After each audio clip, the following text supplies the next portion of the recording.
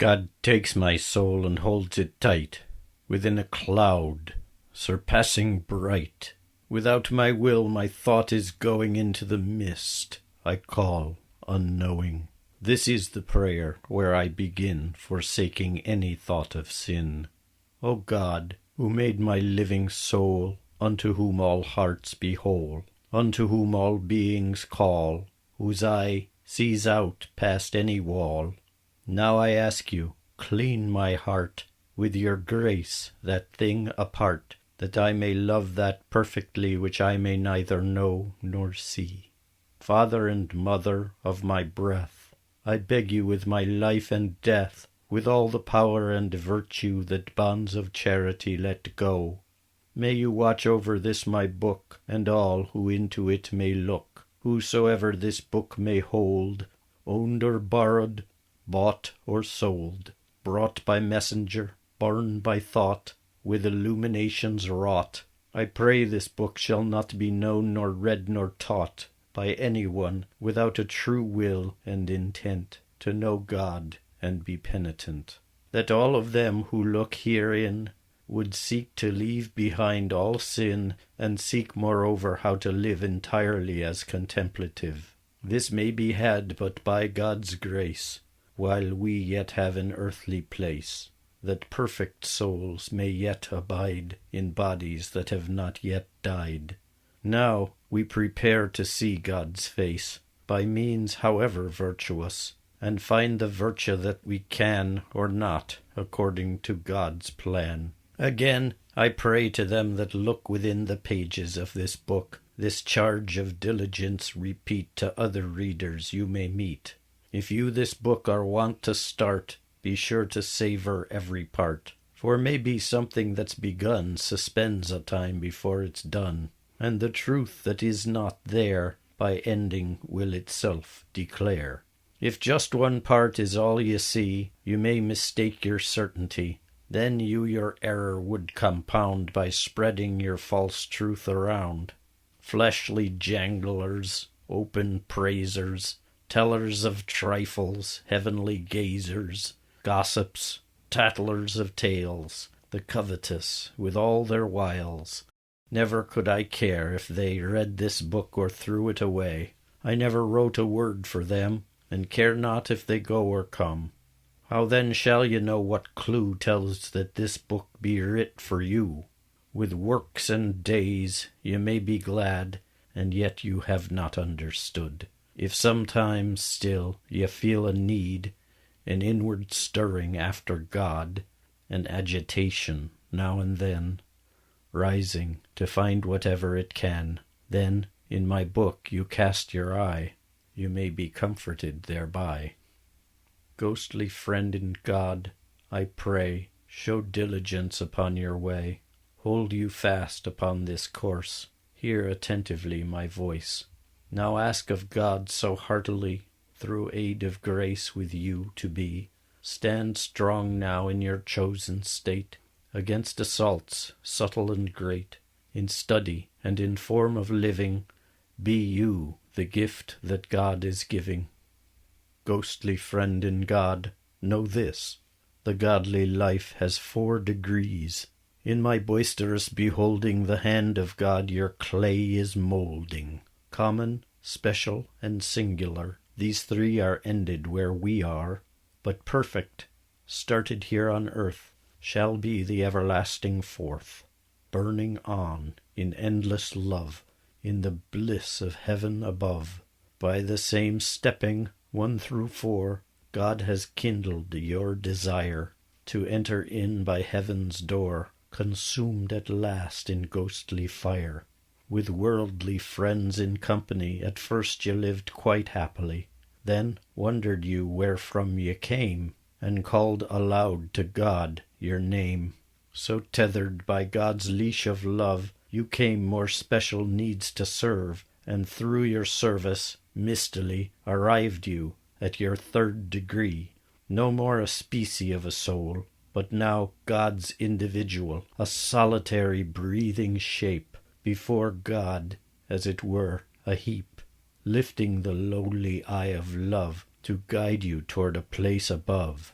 Look up, weak will, behold that place. What merits you to see God's face? What weary wretch with heart-beats slow, what soul asleep in sloth and woe, is not so wakened by the voice of God's near calling to rejoice? Beware, you wretch, that pass your days consorting with your enemies. Deem not yourself preferred by God because of some kind good you did. Wretched and cursed will be your lot if you your calling heard it not. Meek and loving all you do, that God of gods should notice you. From out that flock of creatures all should make you something special. Set ye toward a place above. Feed ye sweetness of pure love.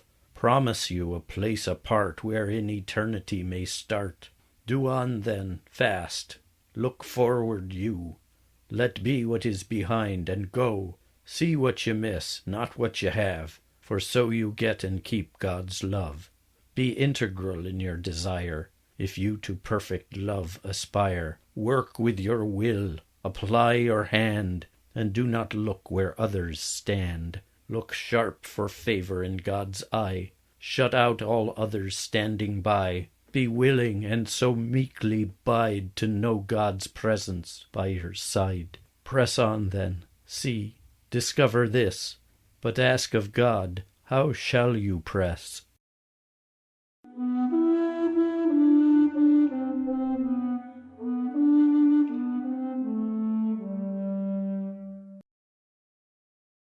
Lift up your heart to God. Now plead with meek moan love your mind of need. Mark in your meaning, God's all one. Mark not what favor may return. Think not on anything but God. Work not your wit to point your plead. Forget all creatures ever made. The freaks and flights of them evade. Stretch not your thought to let them in, nor force your mind to make them gone. Of general or special need, let them all be, and take no heed. This is the work that builds your soul, that pleases God to have you whole. All saints and angels joy in this, and likewise do their souls express. All fiends be furious with your joy, and your defeat will surely try. You service all that live on earth, yet know not how your help goes forth. Even the souls that lie in wait, grieving just short of heaven's gate, are eased of pain most wonderfully when you sit alone and pray. Of purest virtue are you made when your mind is filled with God. The lightest work and soonest done, complete yet when it's scarce begun. So do not faint or hesitate. Go look for God with mind complete. When first you look for God this way, nothing but darkness will there be. All unknowing, like a cloud wherein you know not what is hid, save something not quite understood, nakedly reaching out to God. This darkness and this cloud are there between God's place and where you are, and you will never see God right by reason in an earthly light, nor know the sweetness of God's thrall in your affections physical. So shape yourself to know the dark. Work there as long as you can work, evermore crying out to God in this your toil, however hard. If ever you shall feel God there, or see God's face as if 'twere here, always stay behind that cloud, and let the darkness around you crowd. And if you do as I bid you, we will God countenancing go. So you shall not err in this, and think it other than it is. Here is a word about the work of finding God beyond the dark. This work asks no long time to do, but never at one try is done true. It is the shortest work of all that man or woman may befall. Never longer, never less than would an atom's glimpse express.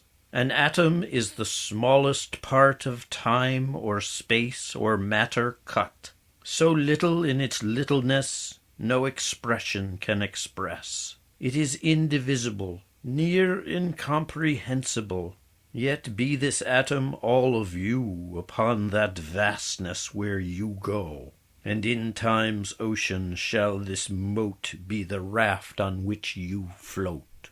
So when God asks you at your end how you did your time dispend, you will tally how you spent your hours that God so gracious lent, by lining up those atoms all beside the promptings of your will.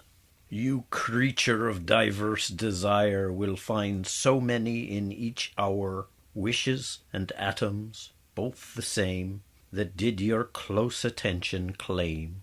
And if by grace you did arrive to your first state while still alive, and your soul is as it was before sin grasped you in his claws, then you by help of that same grace should rule your inward stirring place. So not one atom will be lost, but all stretch out toward God your host, the sovereign desirable, the highest object willable. Only God so suits one's soul. God shapes you so you may be whole, and you your soul likewise expand to fit within God's very hand.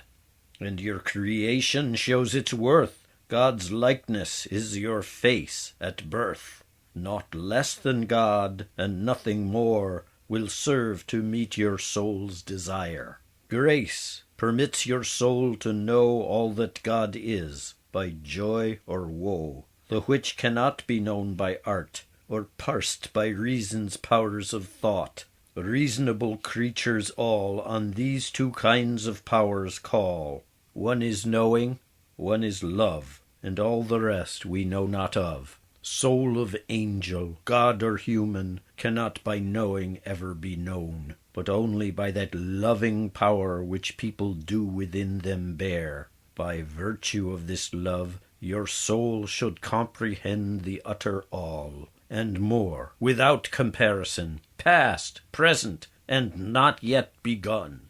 This is love's endless miracle, that one recursive loving soul should in itself yet comprehend all souls and angels without end.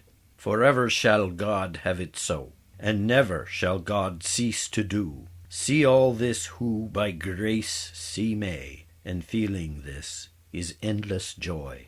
And they who are reformed by grace will therefore endless sweetness taste. They stir up their wills and leaven the food they may partake in heaven. So do not wonder, reader mine, I spur thee towards this work of thine. For this is work God for you planned, had your precursor never sinned.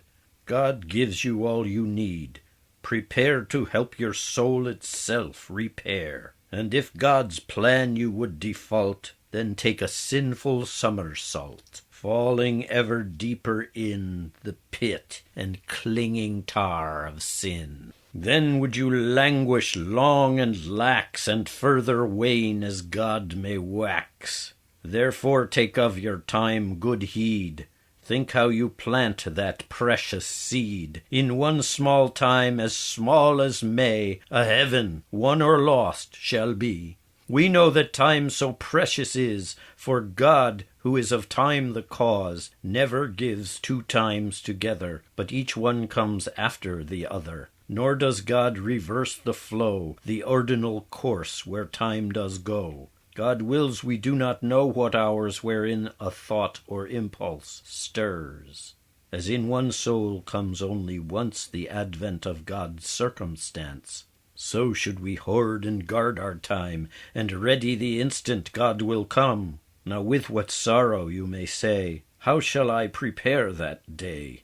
How account for each time's speck, that I, till now, did not give reck? Now after 24 year, I never gave one thought before. If you would now amend that speck, you know your clock will not go back. So fix your eye upon your end, and your remaining hours amend. Although you try this even so, your spirit will be frail and slow, and you will fail in most of this, but by your trying still find bliss. For in your trying is your love, which reaches up to God above, gropes afar for friend below, and makes us all in common go.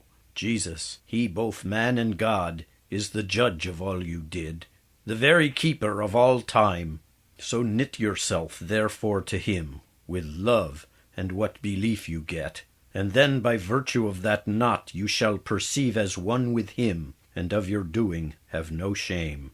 Lo, here lies comfort in your pain. Construe this clearly, know your gain. Of one more thing I must warn you, if still in doubt you choose to go, that you may yet be such a one who with the help of grace can run, taking true heed to this my work, that you your soul anew might make. For when my work is right displayed, it has that sudden stirring made, as it were all unadvised, immediately realized, a silent speaking from the soul, as a sparkle from a coal.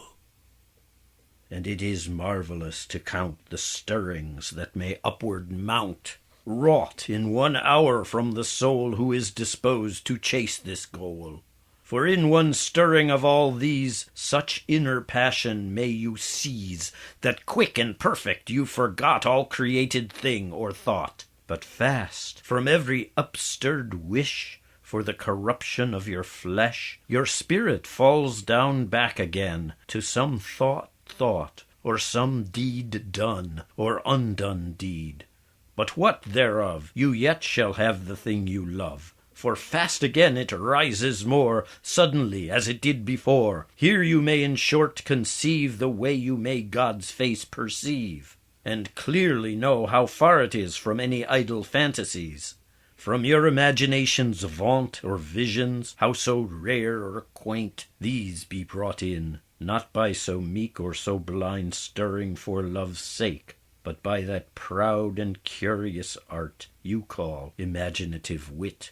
Such a pride shall you behoove always to show it stern reprove. Bear down on it and stiffly tread, put your foot upon its head, for so your work shall truly be conceived in spirit's purity. For if you would apply your wit, or work and labor over it, or stroke your craft, or preen your pride, you will not get beyond that cloud. However so you sit and seek, your effort ever will be weak. You feign a presence to get in, which is neither God nor human, and so in clever mock travail deceive yourself at your own peril.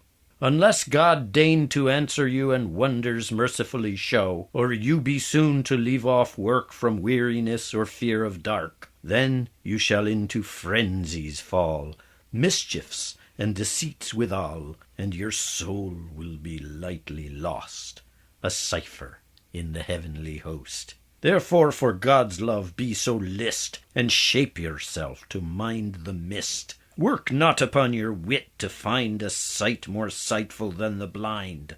Your work is wasted if you try, so put you out that artful eye. And do not think this cloud I ply is like what you see in the sky. It is not gathering drops of wet, nor darkness such as falls by night. You may so conjure with your wit the darkest cloud against the light. And when your candle has gone out, the brightest day bring over it. Let be such falsehood. Hear this once. By darkness, I mean ignorance. All the things you do not know, what you never heard or saw, what you forgot, what you denied, things even too close by your side, all these are dark and waiting by. You see them not with ghostly eye. These are not a cloud of air, nor cloud of fortune or of care. These clouds of unknowing are, between you and that God you fear. If ever by this cloud you be, and work to pierce its mystery, Unknowing shall prevail above, and like a cloud shall veil God's love. But you must fix a cloud below, covering where all mortals go. All creatures that were ever made make pass beneath forgetting's shade. The more you mortal noises hear, the less you will your God be near. And think not only of that cry that floats aloft to you on high, or on the soft enduring print of fleshly coin that you may mint, flash of feather or glint of gold your earthly eye might yet behold, taste of cinnamon or clove that on your tongue may cling like love. But think of all the works and ways God's creatures use to fill their days, and place these doings, all diverse, like a coin inside a purse. Send them back before their source, forgetting the whole universe, while you may see in your mind's eye some giving opportunity. In this your work where God be sought, you will not gain from giving thought. Cast not the light of your regard on circumstance, however hard, for so it rises and obscures that cloud wherein your God endures. And do not use what thoughts you raise to fashion for that God some praise, or Holy Mary Virgin bright, but let the cloud obscure your sight, until you nothing else will see than naked God, naught else shall be. For though God may be kind and good, you have not this work understood, until you stop what thought might say, and one with God entirely. With God you seek to one, then say, what part of God shall I then see? And I can only answer you. The answer is, I do not know. You cannot think anything. Darkness is your covering, and by your asking you bring me into that darkness utterly, and the cloud unknowing falls over our joined conscious wills. For you, through grace, may know all things of creatures, catechists, and kings, but span full age, nor eyelid blink, Godhead itself no one can think.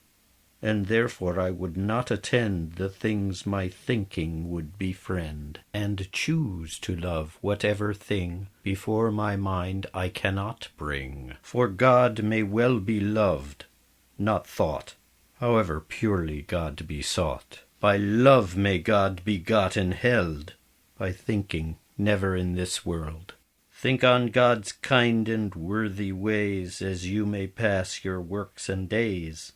But in this work do cast it out, cover with cloud, make it forgot.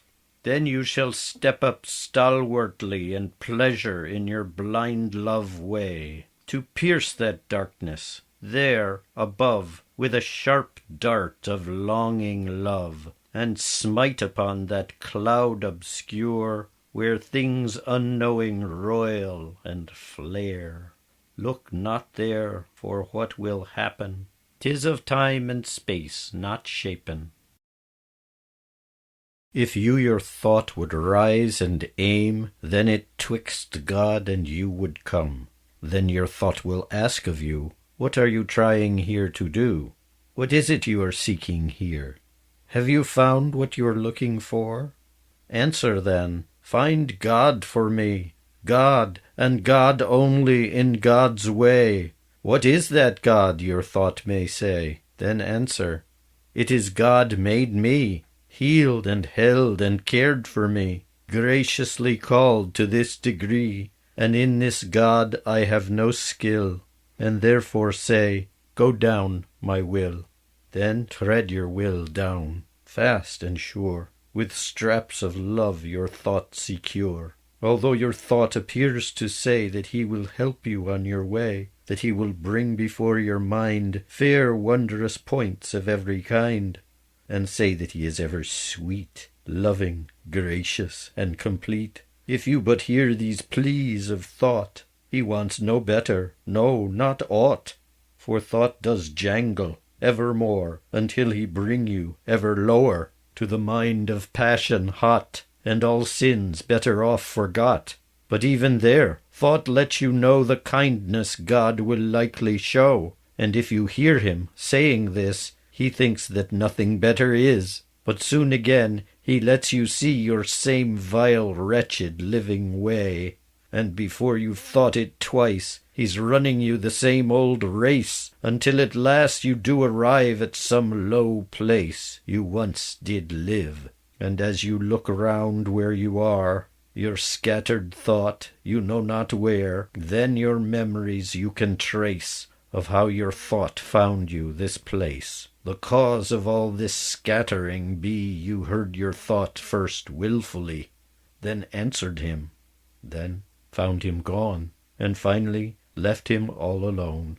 Nevertheless, what your thought said both holy was and also good, so holy that it needs must be a thing that makes good company, a thing that sits the seat beside, or does in the same wagon ride, as man or woman seeks that place above before God's very face. So thought tells you to contemplate, and ever sweetly meditate upon your very wretchedness, anything you might confess, on God, of goodness, and of worthiness, of God before you see God's face. Surely without this you shall err, and fail what you are striving for. And yet, if you have long time been inclined to meditation, put out your thoughts, take leave of them, forgetting's cloud will o'er them come. Put them and hold them certain down, so you might pierce that place unknown, unknowing's cloud twixt you and God. Only by love can this be had. Whenever to this work you turn, and feel love's grace within you burn, as you are called by God above, lift up your heart with meekest love. God made you and redeemed your sin, graciously called you up and in. Conceive no other thought than God. Only by love can this be had. And yet not all this need be said if you wish you will succeed, by reaching forth from naked need to God again, and only God. And you may take this naked need and fold it in one single word, which you will speak, or moan, or cry, as you go looking God to see. And you will grip this word more fast if you a little one will test. Ever the shorter it is the better, according to the Spirit's letter. And such a word is this word, God, or this word, love, is also good. Choose you your word and keep it short. Fasten this word to your heart. Never again let this word go, regardless of what comes to you. This word shall be your shield and spear, whether you go in peace or war. With this word you will pierce the cloud and darkness that around you crowd. With this word you will smite your thought under the cloud of what's forgot. If any thought upon you cling, seeking to ask you anything, answer with this word, no more. Let that make your purpose clear. If priestly arbiters expound conditions, cause, degrees of sound, tell them this word stays as one, not to be broken nor undone. And if you will but hold you fast, these cavillers surely will not last. For you need never let them know how you God-countenancing go. Ask of yourself, of your own thought, what is he who will not relent? Is he on good or evil bent? If evil things do me so spur, then have I marvel, hour by hour. Would evil force himself so please that my devotion finds increase, or my own counsel comforts me? Rehearsing so God's history, I weep for pity full, and groan over the passion of God's Son, sometimes for my own wretchedness and other reasons, more and less. Full holy, methink, be these tears, much good get I from all these cares. Nowise be evil my own thought, if he be good with his tale sweet, and his voice means me so much good, I have great marvel that I should put him down and make him pass under the cloud forgetfulness. And when you ask what it might be that goads as you seek God to see, I say it is your natural wit, with words of reason graved in it. And if 'tis good or evil, say as good as it intends to be. It is a beam that sometimes shone the likeness of a God your own. But use may good or evil make, and you must choose wherewith to work. Your wit is good when it so please, by grace to show all wretchedness, or kindness, or humility, God's works, ghostly and bodily. And it would be no wonder then that wit increase devotion. But wit's use shows his evil side, when it is swollen up with pride, much clergy's curiosity and clerkish cunning, letterly.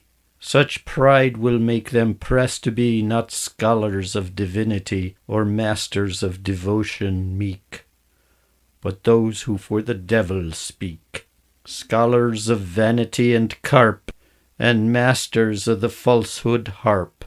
In men or women whatso they be, religious or secular in their way, the working of this precious wit is evil when it is grown fat with curious skills of worldly things, fleshly conceits and covetings of worldly worships, cloying riches, vain pleasance and flattering itches.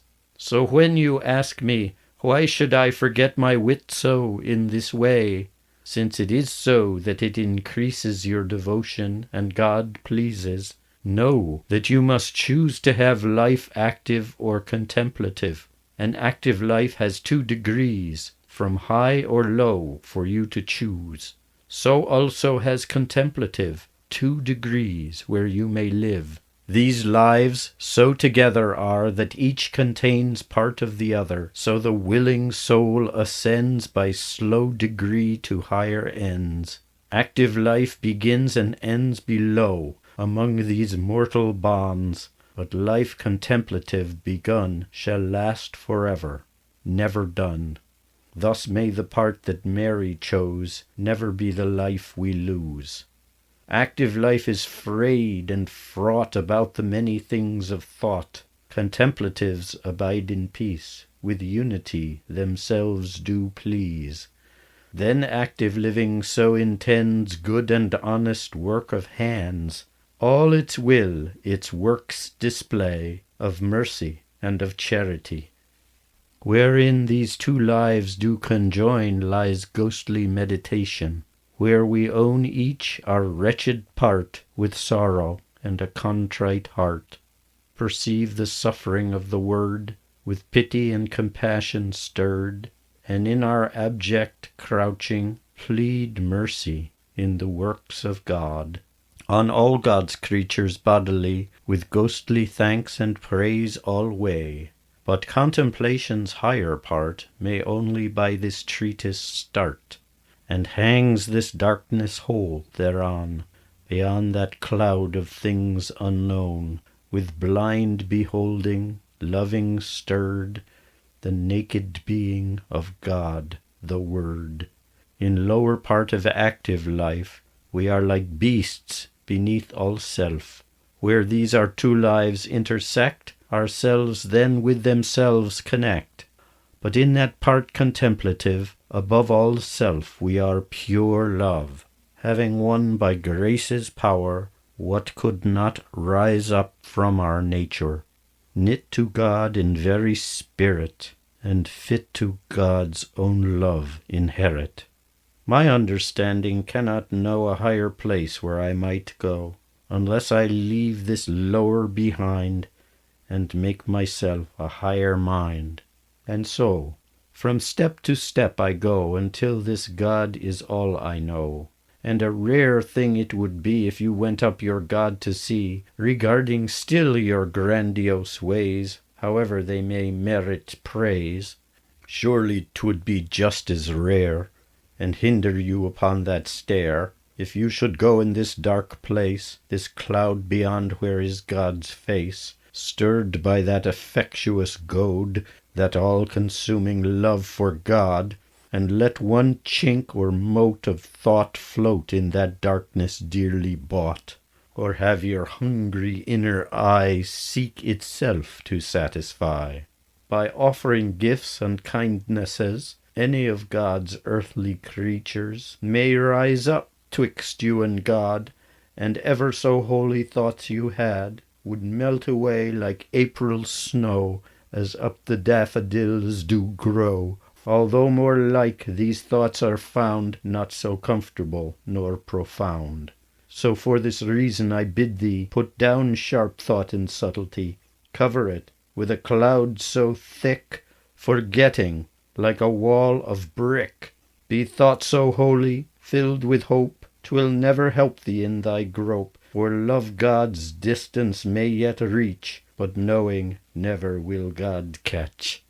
While your soul within you dwells, your deadly body's stinking stalls, the sharpness of your knowing mien beholds what ghostly things it can, and when to God it turns its eye, it mingles in some fantasy, and then your work becomes unclean, and much error creeps therein. When you set to do this work, find that sharp stir within you lurk. Your power of understanding scout, hunt him down and cast him out, lest like the millstone of your sin he bear you down and hold you in. When you want best to darkness see, and naught but God before you be, your mind will still not see this dark, but something else will in you work. You will behold it clear as death, some other thing that is beneath, and then that thing will go above, hover twixt you and God's love. Therefore put down your fantasies, however much they may you please.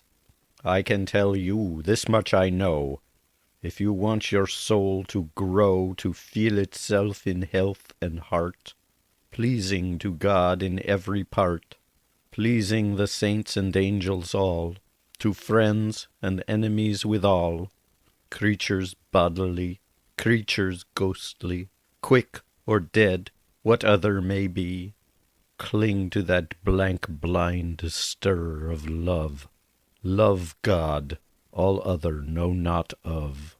Such solitary all embrace, such cloud unknowing hide God face, were better far for you to have, feeling as fleshly ghostly love, than have your soul's eyes gaping wide at cherubim or saints beside, or hearing mirth and melody amongst those blissful hosts on high. Look you, do not marvel here, for once you probe that darkness there, as you may by grace one day grope and grip your God this way, then you will know this word I say. You can be sure your reason's light will never guide you on that height. Only that feeling you may get through grace, and when God wishes it. So bring your love up to that place. Let you be drawn up to God's face, and strive through helping of that grace to leave the bond of earth's embrace. Naked remembrance of anything, pressed against your thoughts all witting, puts you closer to the clay than purer love would have you be. Your knowing sticks to you like mud, hindering, like your flesh and blood, and makes it therefore that much harder to sniff the food in heaven's larder. Do you not believe me yet, that your remembrance and your thought, so witting and so wilful drawn, will hinder that course you are on?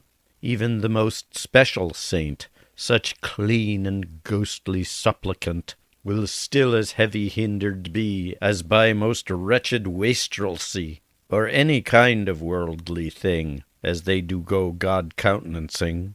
I say not of such distraction that it is evil thought or action. Nay, God forbid and will a woe that you might take what I say so. But I say, though it may be good, yet in this work where you have stood, it hinders more than helps you see. And if you seek God perfectly, you will not find the thing you want with angel, seraph, sign, or saint. Whatsoever worldly thing would stalk your step or on you cling, a naked, sudden, sharp desire, rising in you like hot fire, pressing against that place within, although it be not yet a sin, the stain of sin original impedes the path where your feet fall. Though holy water made you clean, you know the sin whereof I mean. Yet if this sudden stirring thought be not soon smitten down and fought, your fleshly world would strain thereby, for frailty is its watching eye. A thing that pleases or has pleased, or kind of liking has you seized, or else a thing that grieves you sore, or may have grieved some time before, could be for you such cause of sin, which had for others deadly been. Nevertheless, for all of you, who show your will direct and true, forsake the world for life devout, striving to blot all evil out. Wherever you be, privy or open, not by your will or wit well shapen, but after the will and way of others, whatso they be, religious or seculars, such pleasing or grieving fastened in your heart is called venial sin. The ground and root of your intent preserves you as God's sacrament. Some father or mother, so discreet, helped you your holy life create, by witness and counsel made you thrive in this good work wherein you live. But even so, when likes or griefs eat from within your heart's beliefs, and with the hooks of evil's art get fastened in your fleshly heart, and come there to be known and loved, and suffered so long unreproved, then you at your last your guard relent, and welcome these with full consent. Then do you harbor deadly sin, and care not what thought might come in. Sin comes when you call to mind any of men or womenkind, or any other worldly thing that makes your mind go wandering, insomuch it grieved your lot, and spewed a spark of passion hot. This appetite for vengeance hath a name, the which is called wrath.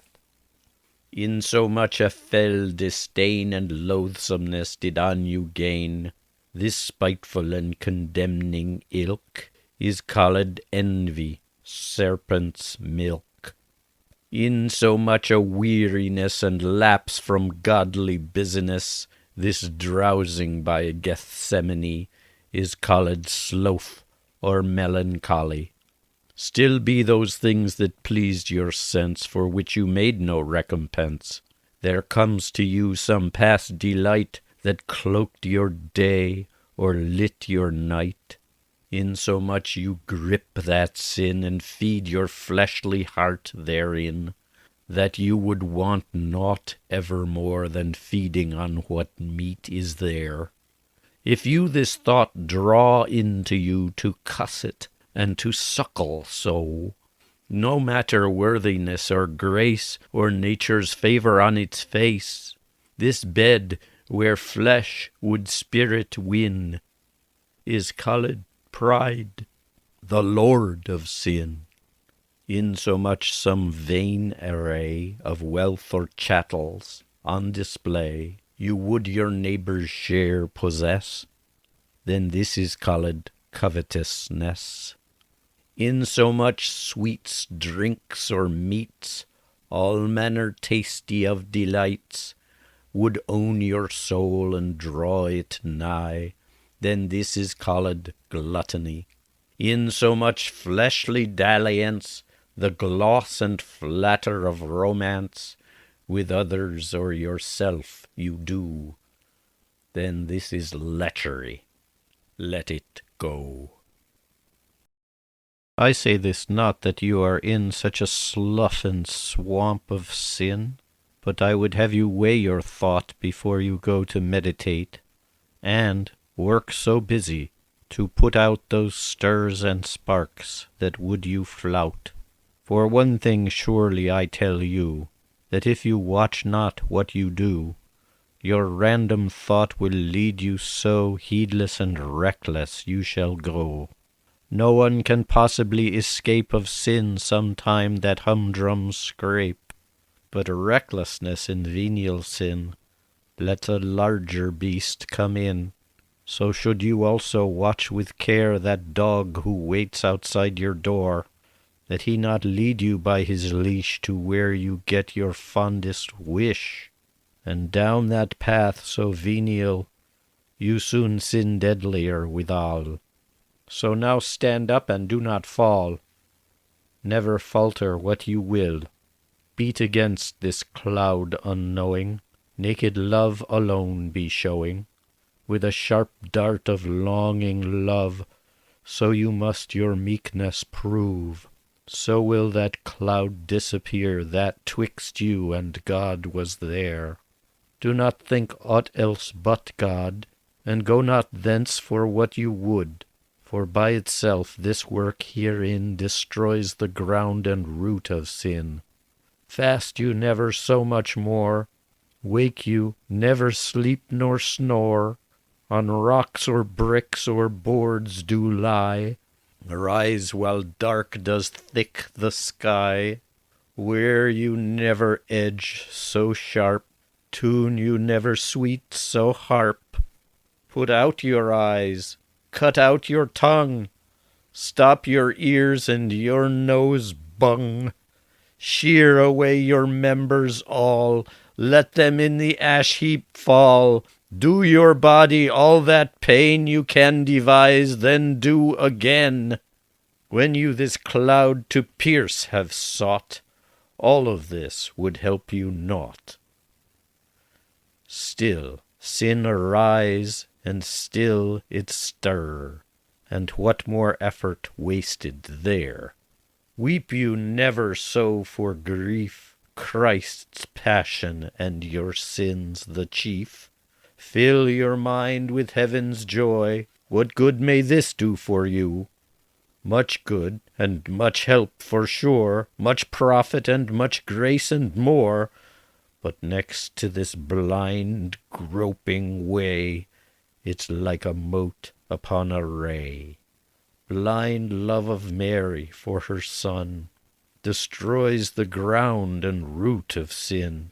It draws all virtues into it, and lifts you up out of that pit.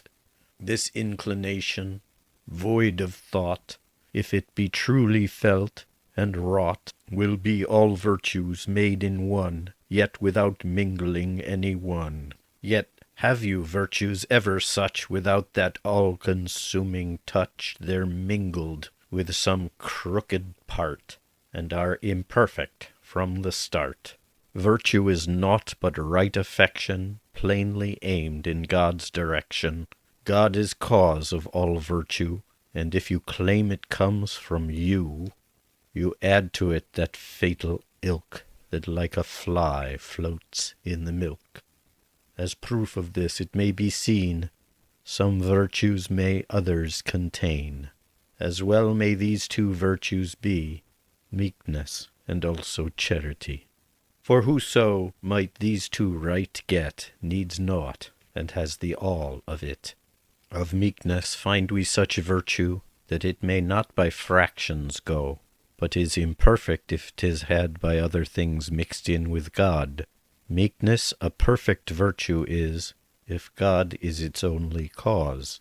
Meekness in itself is naught, but simple knowing, beyond thought, of what makes you particular, yourself as you really are, not as you may appear to be, through the lens of vanity. If you might truly yourself see and feel yourself really to be, then you would be meek and small before that God who loves us all. Two causes make meekness clear. Let them listen who can hear. First is the frail, lewd wretchedness, in which through sin our ways we guess, of which we feel some part always, however holy pass our days. The other is that brimming love flowing down from God above. All nature quakes with trembling souls, all saints be blind, all clerks be fools, before that Godhead's wisdom sure. And if you had been measured fair truly by nature and in grace, you never could behold God's face. God is a love that never ends, and you, a vessel in God's hands, more like to break than to stay whole, for when you die your love will fail. If in God's love you now aspire to aim at God your full desire, as often long as God will hear your petition, dim or clear, there comes a time when you forget, perfectly stumbling, lose your wit, not seeing your own wretchedness, holy or any otherness. However often comes this blank, it is your cause your God to thank. For in this time you are so meek to have the unknowledge that you seek. If you but know the lesser cause, communing with your wretchedness, your meekness is imperfect still, for it partakes of human will. Nevertheless you must still learn in meekness from your sin to turn. Loathe all your sin and meditate on all the sin you did create, and God forbid my word you twist to mean you are from sin released. I strive and crave to meek myself, though my meekness be less by half than perfect meekness in God's love, which living souls may know not of. Yet though I would see myself as God knows me to be, imperfect as my meekness be, it is my own reality. For seeing this reveals to me certainly more than I would see if saints and angels in heaven above, and all who here below do live, pious folk, upon their knees, religious, secular, all degrees, were set at once, all out together, raising their voice to say, Our Father. For naught but asking God for me to somehow perfect meekness see. Sinners cannot get nor hold the virtue of that meekness mild, but that they first must struggle here, and their own wretchedness lay bare. Then, from this striving, they ascend to perfect meekness without end. Therefore must you swink and sweat for all the meekness you can get. Get true knowing and true feeling, catch yourself as you are falling, and soon thereafter you shall find for God a true and knowing mind, not as God is within God's self, for only God can know God's self, nor yet as you might know God's bliss, where souls eternity possess. But, as it may be, here below, what God vouchsafes your mind to know, what God allows your soul to feel, alive within its deadly cell. The greater or the lesser cause, one perfect with flaws, should not lead you to choose the one and leave the other one alone. For God made all things by degree, so you should first imperfect be, and in God's time you will progress down to a meeker perfectness. Seeking perfection at the start never brings it so about. Herefore I do the things I do, because I want you all to know how worthy is this exercise, the highest we may do by grace. A secret love from out your heart, pressed by the pureness of your spirit, pierces this cloud of dark unknowing, opens the door to where you're going. Truly and perfectly helps you make perfect virtue of perfect meek, and never need you know nor see anything beneath God's eye. Set meekness as your map and chart, to guide the love of your own heart. In all things, one part meekness seek, and this will make you yet more meek. For sometimes still it comes to pass that too much knowing is the cause of pride and arrogance and puff and other sin you know not of. How easy would it be for you with mighty meekness forth to go, humility out on parade. You make yourself a grand charade, believing that you are full meek, where from foul stinking pride you reek. If therefore you try this travail, in perfect meekness may you toil. For the truly meek know not what kind of meekness they have got, but whiles their meekness they are in, though ignorant they do not sin. Trust how perfect meekness is, that may be come to through God's grace. But do not let confusion speak, and say that for perfectest meek we must make God of all our sin, and wallow in the filth we're in. I grant to them who are with sin, as I myself am and have been, this is a needful, speedful cause to remember God's own laws, bewailing our wretchedness within from all of our before-done sin, until such time that rust of sin be rubbed away or else made thin, and we in conscience can confess, calling our counsel to be witness. But there are others, innocent, who never did to sin consent, never with abiding will, but as it were accidental, through frailty or ignorance, then contemplation brought them hence. And if our conscience finds for us contrition, and we do confess, and satisfy the ordinance of what the Church calls penitence, and thereto, if we feel us stirred and called by grace to see the Word, to Cloud Unknowing hunting go, and be contemplatives also, we must behold the firmament and find cause to be penitent. So far on high this cause must be, as is Our Lady Saint Mary above the lowest penitent, hungering for one sacrament, or as the living Jesus Christ above all sinners, they the least, or as an angel high in heaven, which never tasted vices 7, and never felt of frailty above weak souls like you and me. If it were so that up on high imperfect causes there held sway, that even there they were spurred on by something sinful they had done, then would I agree that I should wallow in my misery, and they that never knew of sin make misery to wallow in. But Jesus calls us altogether to this perfection and all other in the gospel, where he says we should as perfect be by grace as he himself by nature is. Let no one think that it is pride to lay your sinning life aside. By God's rule to amend your ways, forsake your wanted fantasies.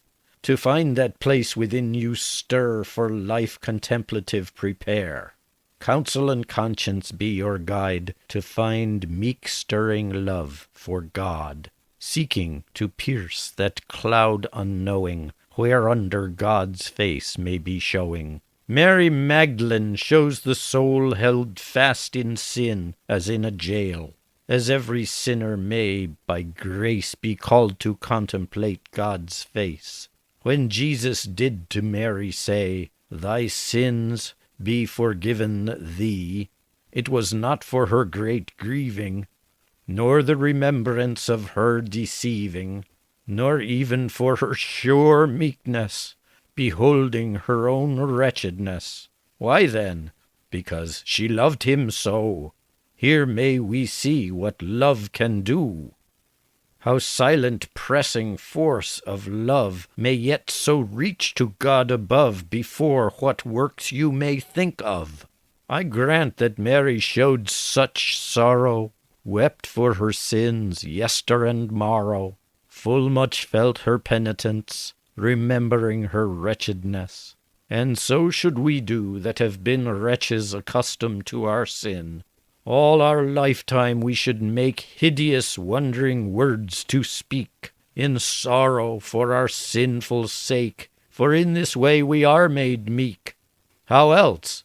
Surely as Mary did, by laying down that heavy load, sin she had with her soon and late, whereso she went she bore its weight, yet did not notice it was there, because it was a part of her, as it were in a bundle bound, together with her heart wrapped round, never to be quite forgot, yet there was still a larger weight, a sorrow waxing in the night, doleful, desirous of some sight, with more deep sighing, sharper breath, she languished almost to the death, and all of this for lack of love.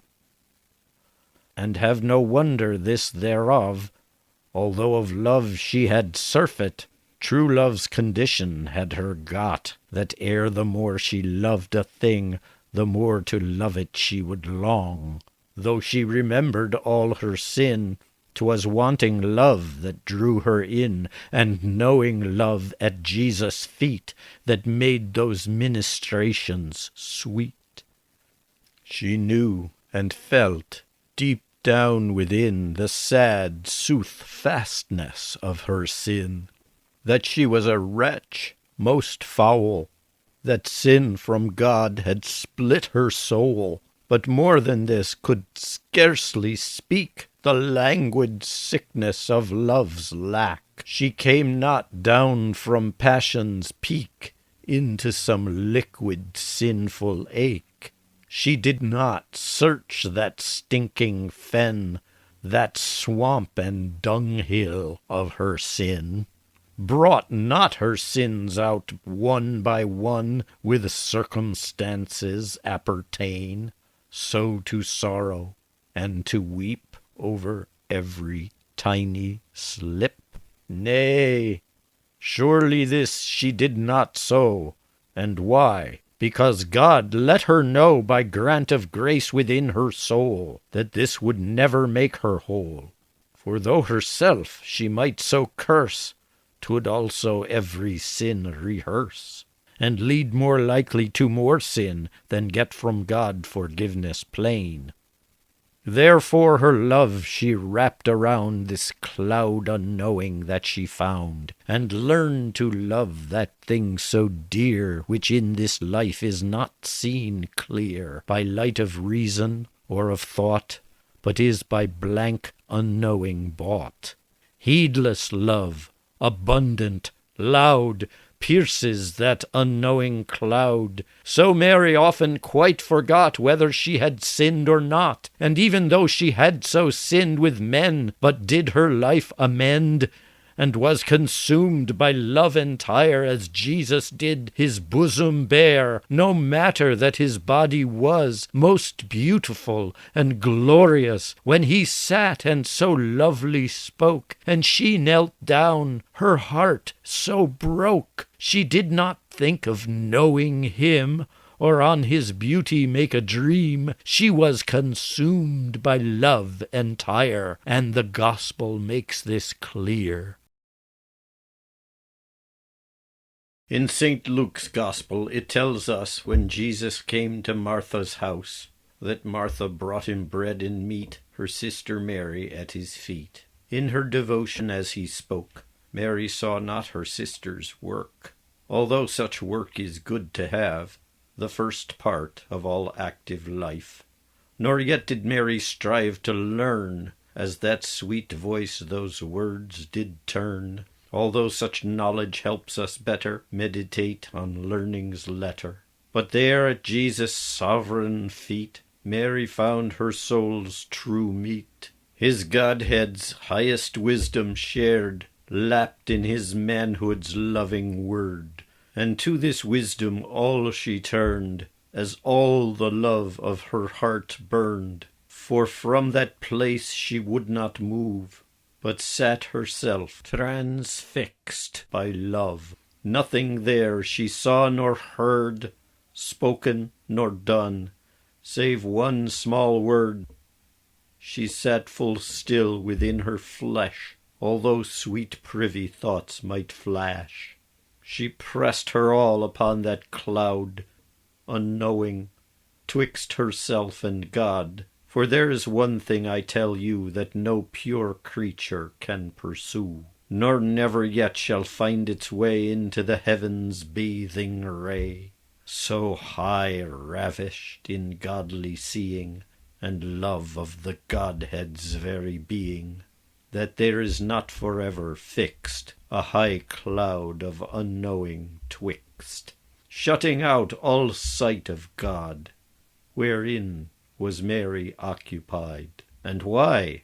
Because it was the best of contemplation holiest, that may be granted here below, and from this part she would not go. So then, when Martha Jesus chid to ask him what her sister did, by both of them should work be done, and not just by herself alone, Mary sat, her peace she kept, as it were in silence wrapt, nor did against her sister speak, for any plaint that she could make. For why? She had another task, about which Martha did not ask. Her loving soul was occupied, not answering Martha at her side. Know, friend, that all these things that passed, when Martha found herself distressed, when Jesus did herself so chide, while Mary sat so still beside, these things do show us how to live as active and contemplative, and have been so since Jesus came, and shall be to the day of doom. As Martha made her own complaint, Mary showed her own restraint, and right so yet unto this day do supplicants dispute this way.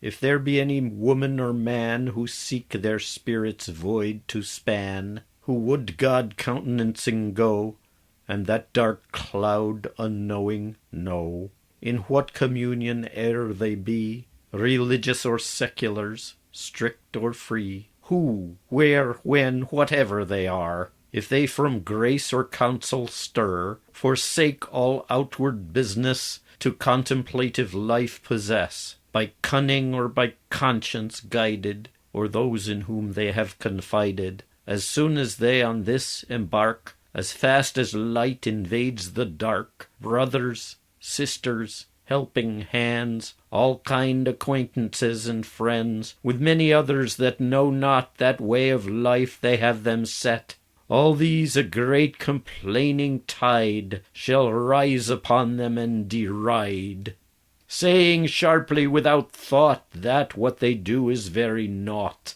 And just as fast they will construe many false tales, and also true, of men and women who did fall, who gave that life their all in all. And never a good tale did I hear of a contemplative's career.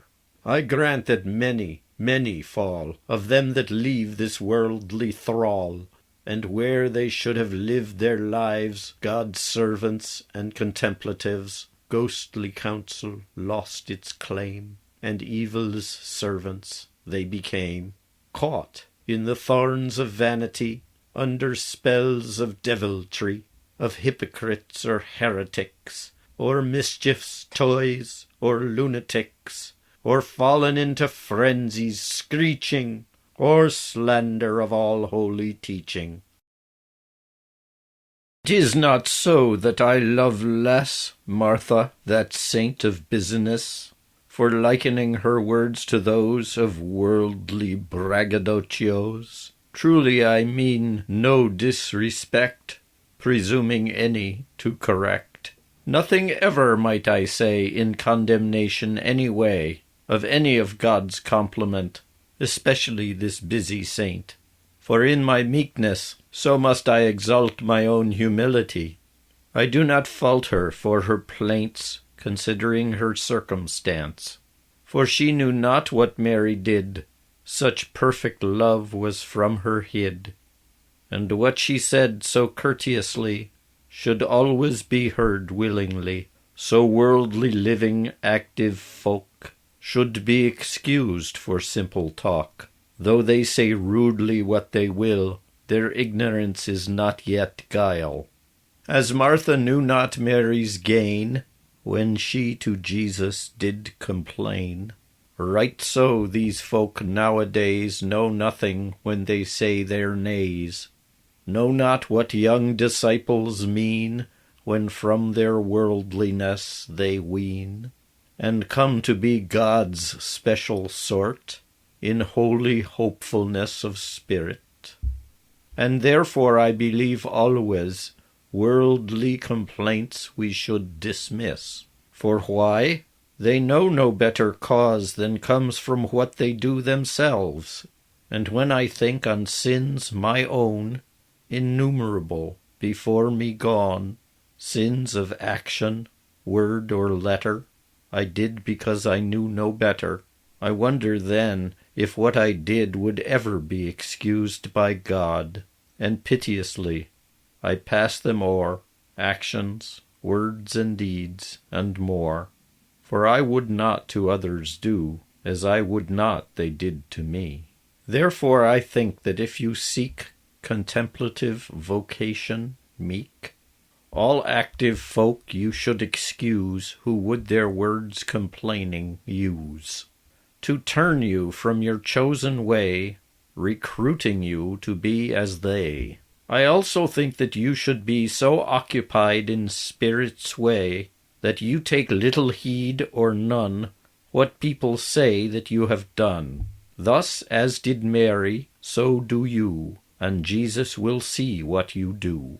For Jesus sees within us all, so Martha made him judge withal, whether it would not be the best, if Mary helped her with their guest. But when he felt that fervent love that Mary shone, but knew not of, he answered for her courteously, that she her loving state should stay. He was both judge and advocate. Martha, Martha, he called out, twice for speed. He named her name, for he would that she hearken him. Many things do trouble you, and still you in your tasks do go. For so are actives always wrought, pursuing many a task and thought, the many diverse things that call, first for their own wherewithal, then deeds of mercy to their neighbor, as charity does bid them labor. So Jesus unto Martha said, for what she did was also good, but so that she should not believe that work should be her only love. Therefore did Jesus also say, Martha, one thing needful be. What is that thing, you surely ask? It is a solitary task, that God be loved and praised alway, above all works that might or may, and that Martha should not claim she might yet love God's holy name, lay ghostly business aside while meeting just her worldly need. So Jesus, to deliver her from worldly business, her care, that she may half attention give, but not be perfect in God's love, said, Mary, the best and perfect part, held in her contemplative heart. That perfect stirring of her love starts there to seek God's face above, is equal to eternal bliss, if it is all that she possess. What does this mean for you and me, that Mary chose the best? that day. Wheresoever the best is there, it asks 3 things that you compare: a good, and then a better fall, then comes the best, and third of all. But what are these 3 things, all good, from which the best be understood? The Church defines 2 kinds of life, active and contemplative. You must choose from these between, but not say which is the best one. Although there are 2 ways of living, in these 2 ways be 3 parts given. The first works well and honestly in mercy and in charity. It is the work which Christians do as they through worldly toils do go. The second part helps me discern a wretchedness my very own. In ghostly meditations meek, I find the path that I must take. Beside Christ, by his wounds all riven, arriving at the joys of heaven. The first part may be good enough, but this part is the better stuff, where active and contemplative mingle in a kind of love, made sisters in one family, like as Martha and Mary be. Thus high may any active come to contemplation's ghostly home, and you can find no higher place but seldom, and by special grace. Thus low may contemplatives come to rest at active's hearth and home. They to the active world take heed full seldom, and in special need. But in these 2 lives lives a third, born as it were on wings of word, flying to where there is no going, into this dark cloud of unknowing. With many a privy love so pressed to God as is God's self expressed. This is the best part Mary knew, and therefore from this we construe that though there be of lives but 2, one only can a person do. But of these 2 lives Mary chose the best part, which she cannot lose. The first and second kinds of life, good and holy, or fraught with strife, both they must end when bodies die, whether our aim is low or high. For in life after death shall be no need to find works of mercy, nor need to weep for wretchedness, nor for the passion of the Christ. For then shall none feel hunger's hold, nor thirst as now, nor die for cold, nor be sick, nor houseless be, nor in prison come to die, nor even yet need burial, there be no graves wherein to fall. But the third part that Mary chose who by grace is called to choose. Or if I soothlier shall say, whoso God chose to go that way. Let them lustily incline to it, and so eternal bliss will get. For if we won with God on earth, we do not need a second birth. And therefore hear we Jesus' voice telling these actives, make your choice, as if he said now to them all, actives, actives, hear my call. Make you as busy as you can in these races where you run, now in one, and now in t'other, fight and feed, and get and gather, but meddle not contemplative. You know not what ideas they have. Let them sit in their own spot. Let Mary's best part be their lot. Sweet was that love that filled the air betwixt our Lord and Mary fair. Much love had she to give withal, and he of love was all in all.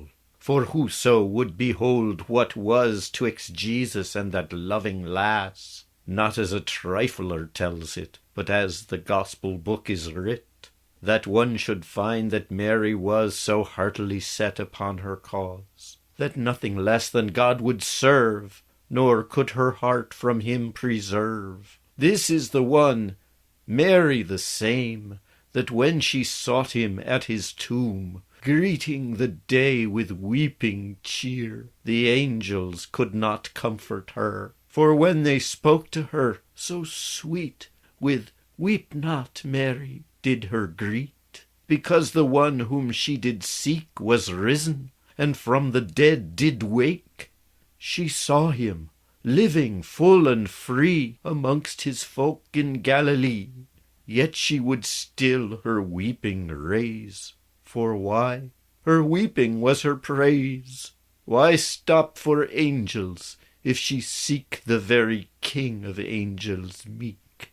So if you read the Gospels round, such points of perfect love be found, written for us to emulate, as even this book does relate, as if each instance had been set and shapen just for you to get.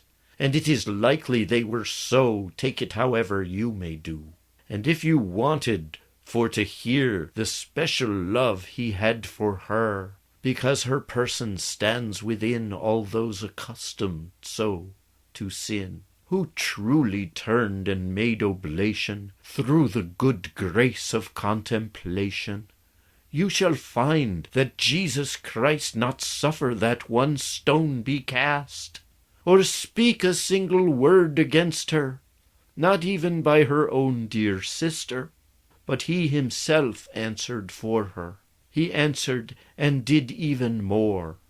He also chided Simon leprous, even in his own rich house, because he said she was corrupt, as she did weep in spirit rapt. This was his love, though she be sad. Surpassing love, she wonned with God.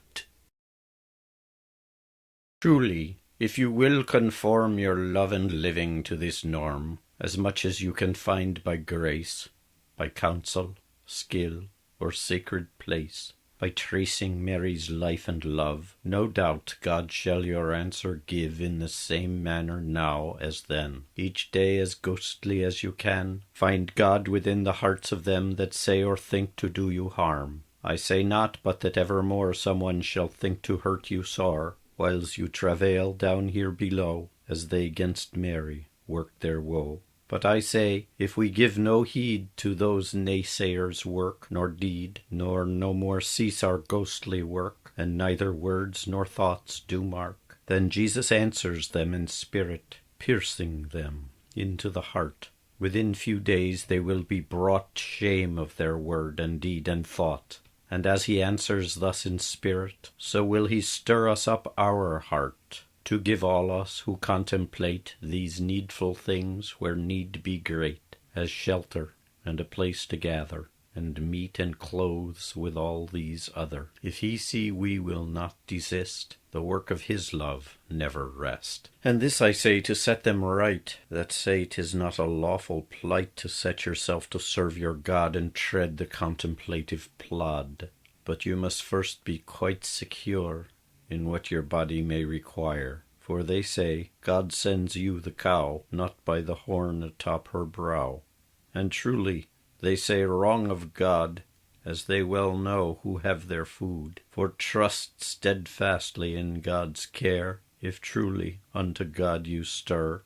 One of these two God shall send you, no matter what you say or do. Either abundance of what you ask, or strength and patience for your task. What matters then what you may have? All is one thing, contemplative. And whoso is in doubt of this, either is prey to deviltries, or else has not yet truly turned the way of God, has not yet learned. However wholly rare or quaint your reasons are to make complaint, you will not find the thing you miss by carps and frets on perfectness. Therefore I tell you that set out to be as Mary was, devout. Choose rather to be meeked aright, under God's most wondrous height, while at perfection you must guess within your own dark wretchedness. Still you may look up now and glimpse that sun your sinning doth eclipse.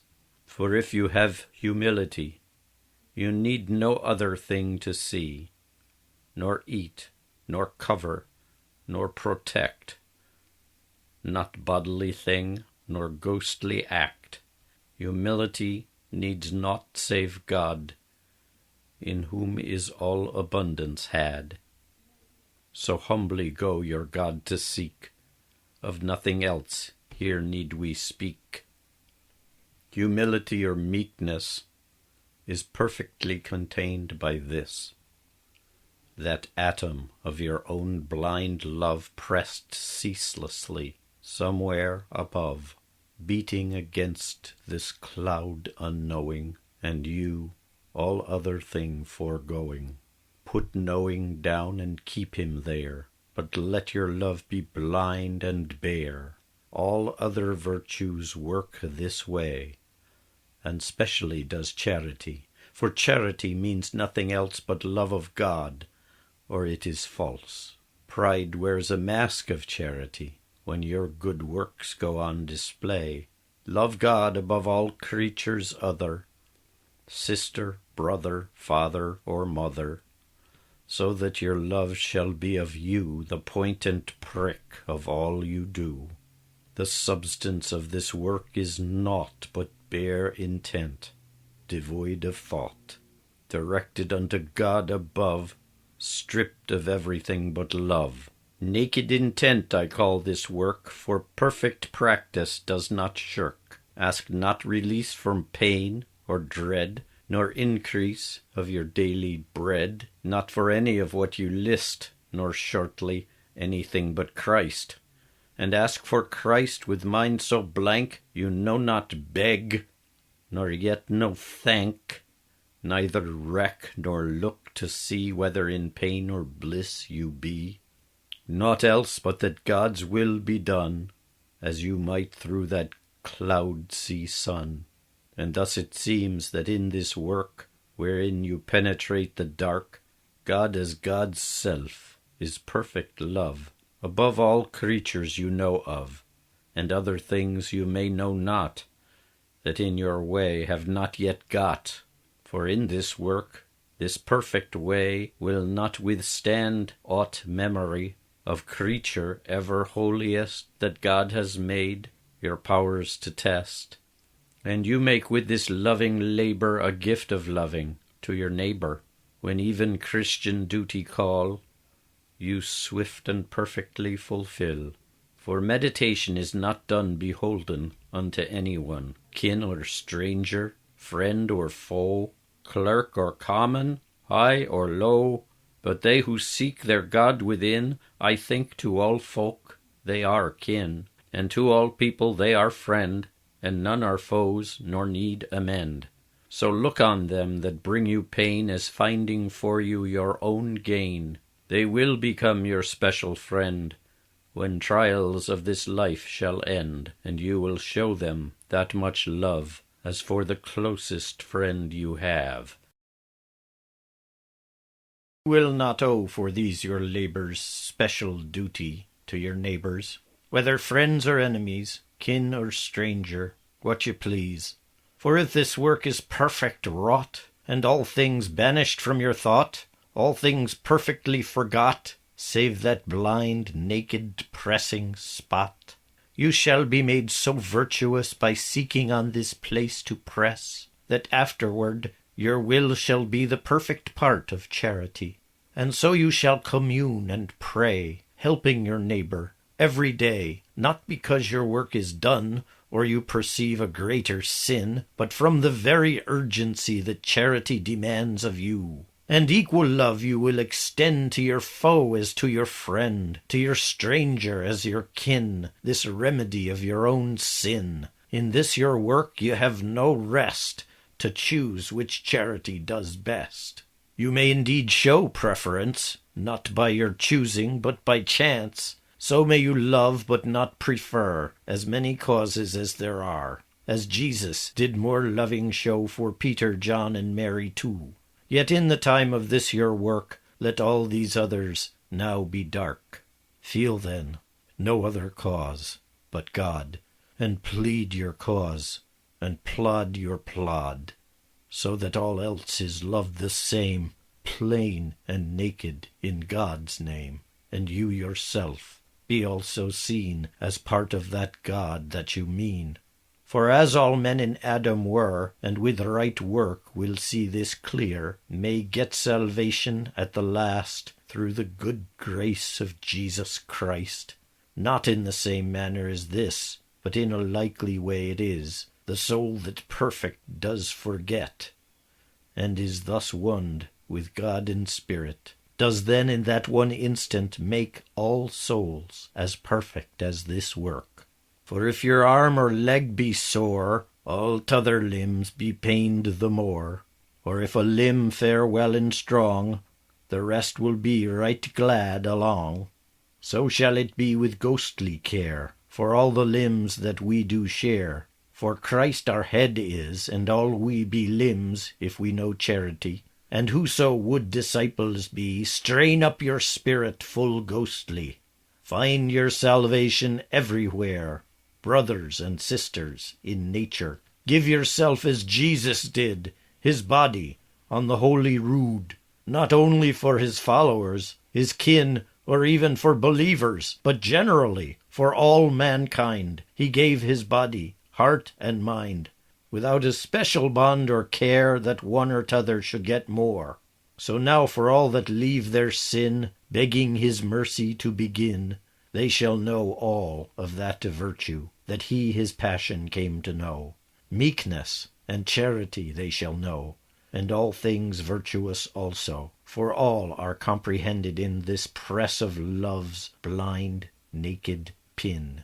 And therefore travail fast awhile, wreck not the fence, but climb the stile. So beat upon this rare high cloud, unknowing, rest you afterward. But know you shall have little ease, all you who this work do embrace. Yea, surely, here full great travail will sap your strength and have your hail, unless you have more special grace, or else have worked long at this pace. Wherein shall your travail then be? Not in love's stirring mystery, ever wrought within your mind, not by yourself, but by God's hand. This spark of love is ever more ready to work this work full sore, in each soul so disposed thereto, accustomed to be loving so. Wherein is your travailing then? It is all in the treading down, in unremembering all that, those creatures ever God begat, and making them as they were not, and keeping them always forgot. In this is all of your travail, and yet not yours, for what you will is little import in God's eye. With help of grace you will get by. That grace and stirring of your love, it is the work of God above. Therefore do on, persist thy work, and sure I say God will not shirk. God will not fail your common task, nor yet deny you what you ask. Do on then fast, and let me know how God upholds you as you go. Do you not sense how God stands there, and your blind groping call does hear? For shame, travail fast but a while, and you shall come to know God's smile. To ease your labor, great and hard, as forth from God's mouth comes that word, that little word you did repeat when you were lumping at God's feet. And though this work were hard and straight when you had no devotion got, yet after, when you made your way, it was full ease, approaching play. That which before was hardly done became but little work, or none. For what God did before by half, now comes sometimes all by itself. But never, nor yet no long time, save when God chooses it to come. So I avow you will no cheer, and think it merry to have God there, and other times to shed all care, even when God may disappear. Peradventure, sometimes might flicker a beam of ghostly light, to pierce through that unknowing cloud that twixt you and your God does crowd, and tell you of God's privity, the which whereof you may not say. Then shall you feel both flesh and soul inflamed by loving, all in all. Far more of this than I can tell, not now, nor may, nor ever will, for only God can tell this fire. I dare not tempt to try that liar, my blood-gorged, blabbering, fleshly tongue, upon whom all my words be hung. Shortly to say, though I may dare, I would not tell what I saw there, but of that work that you can do, stirred by good grace down here below. Hear me while I speak of this, for here the lesser peril is.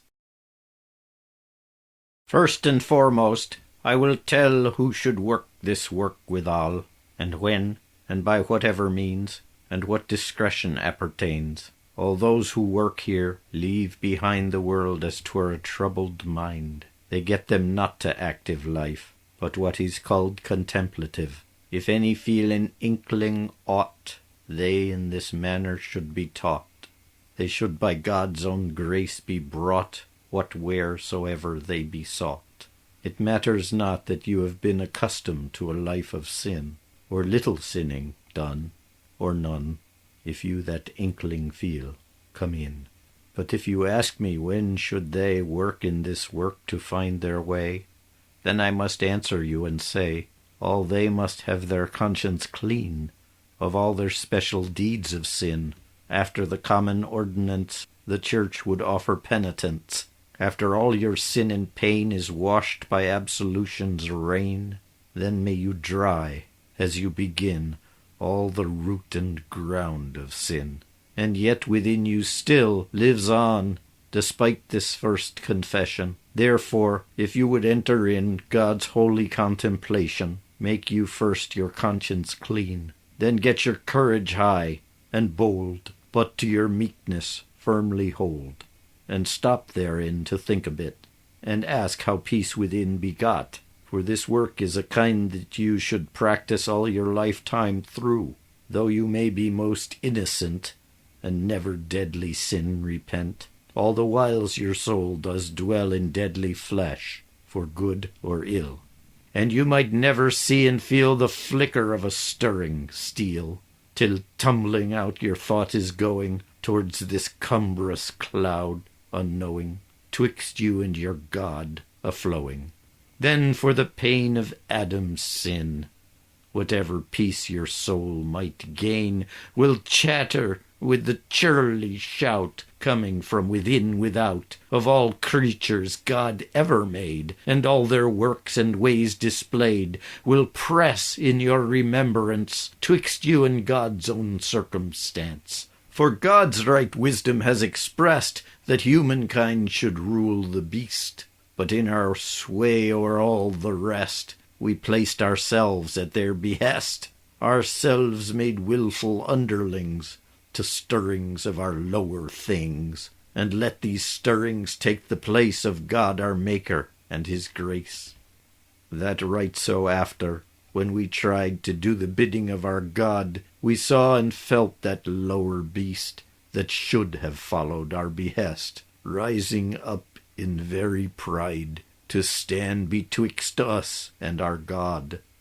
The one who covets to regain that cleanness that was lost to sin, who that well-being wants to win, where woe lies low to wallow in, shall bidingly travail herein, and suffer gladly all the pain. Whosoever you may be, sinner or not, 'tis one to me. All struggle in this work amain, both innocents and they that sin, but greater work by far have they that have known sin for many a day. Yet oft times it befalls that some who have to contemplation come, confess at outset they have been customed to terrible sin. And spite of this, they sooner get a perfect way to meditate than those that were immaculate. This is God's mercy in this place, that we may dip from out God's grace a drop of love that will restore to health all sins that ever were, and all we ever did not mind the wondering of all humankind. I truly hope that on doomsday all souls be fairly deemed as may, that God shall see each soul its light, and render justice left and right. Then shall some now that are put out for common sin, set low or naught, even some we thought the worst, sit there with saints among the first, while some of those that seem full holy, worshipped as angels by men's folly, and some that never yet sinned deadly, shall sit full sorry and full sadly, down amongst the caves of hell, ever far from God to dwell. So hereby may the truth you see, that human judgment cannot say how good or bad a person is, what force of evils or of woes. Their deeds may lawfully be said, but not their persons, good or bad. But still I pray thee, tell me now, shall all my deeds be judged, and how? Surely here on earth are some that have the power and care in them to cure the souls of sinners all, when they confessing come to call. Forgiveness then is theirs to grant, to holy churches supplicant, openly or privily, mute in perfect charity. Each one, beware lest you presume to sit in judgment and assume that you have power to condemn others' defaults, and so lay blame. Even if you truly feel the Holy Ghost within you call, asking you to be the judge of what some neighbor might allege, struggle with this inward stir, lest you be judged for who you are, by many who think the same as you, or God, who knows all that you do. For lightly as a feather floats, you err in parsing sheep from goats. Beware that glance on neighbor cast, but judge yourself just as you list. Or sin bring out twixt thee and God, or ghostly father, as you would. But let these other folk alone, that God may judge what they have done. And from the time that you do stir, and you have done all in your care, lawfully to amend your way, wake up your soul to this new day. Only then should you embark on this the vessel of your work. And then, if still it rankles, sow your fordone deeds before you go, cluttering your remembrance, flitting twixt you and God their dance, or any new thoughts start to stir, of sin or virtue, foul or fair. You shall all stalwart step above, with a fervent stride of love, and tread them down beneath your feet, covered with thick clouds of forget, as if they never did befall you, nor other persons all. Now if he oft rise up your thought, oft put him down till he be not. As oft as thought rise up again, as oft put down till he be gone. And if you think the work is great, seek arts and wiles, for to abate the privy subtleties of thought, which would prevent you, as you ought, from walking in that ghostly way, by keeping other thoughts at bay. For craft be better learned of God than any mortal in this world. Nevertheless, now stop and see somewhat of this subtlety. For now I tell beneath God's wink what of these stratagems I think. Prove you yourself, and so do better, if you would deprecate this letter. Do everything that in you is to let be all those vagaries, so that this crowd does not obscure the face that God may show you there. And try to look out, as it were, over the shoulder of what's there, as if you seek another thing beyond what you are following, enclosed in that unknowing cloud. That thing within the cloud is God. And if you work this keener watch, I promise you your God will catch. I vow if you this chance have seized, of your travail you shall be eased. I promise that if this device get from practice to precise, it will become your want entire, a longing joined with a desire, than which you can find nothing higher. To feel your God and see your God as it were right there beside, in front, around, under and through, become the very all of you. Such a desire is charity, and easy to obtain this way. Of such device there is another, so prove you this one if you rather, when you your thoughts feel coming in, and may on no wise put them down, cower down then under them, as if you were a creeping worm, as caitiff and as coward become, in bloody battle overcome, and fear your folly, past belief, to climb against that clamorous strife. Therefore yourself to God ye yield, as by your enemy you are held, or like a worm upon a hook, by all else utterly forsook, and feel yourself then taken over, as if you were fordone forever. Now take good heed of this device, for whether you are as cool as ice, or tall and white as walls of salt, that you should all to water melt.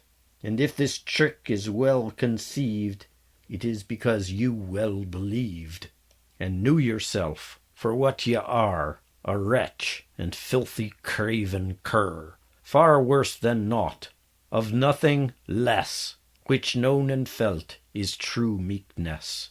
And what this meekness gets for you is God descending here below to shield you from your enemies and take ye back up to the skies, to cherishingly kiss your face and dry your ghostly eyes with grace, as parents would their child embrace, that nearly perishing had been under the mouths of wild swine, or mad-biting bear, or lion. No more tricks and toys have I to help you your cloud-climbing ply, for if you find the proof of these, you can teach me as you please. Although I think that long ago I should have woned with God, and know, yet here I am still here below, full far therefrom, and climbing slow. Therefore I pray you help me climb, for God knows us both at one time. Do on then, travail fast awhile, I pray thee walk the darker mile, and suffer meekly all the pain, if there ye may not so soon win. Your purgatory is within. This time when you pass all your pain, God gives the tools that you will try, and you your custom do supply. So that in both your flesh and soul you know this working, spiritual, and then it is no doubt to me that by your working of this way you will be cleansed of all your sin, and also of the pain therein. I mean the sins you chose to do, and not the sins that came with you. When you were born from Adam's line, and learned from others how to sin, that stain in Adam lives in you, until you to your judgment go. The pain of sin original shall be but little pain withal, compared with all your special sin, which you did husband like foul grain. Yet even had you not the time to tie these sheaves and bring them home, you shall not be without travail. For out of sin original, from each bad head of grain brought in, springs new and freshly sprouts of sin, the which behoove you all the day to smite down or to shear away, busy with that dreadful sword, sharp discretion's mindful word. And hereby may you see and learn there is no soothfast lock to turn, and against sin no security, no true rest in this life alway.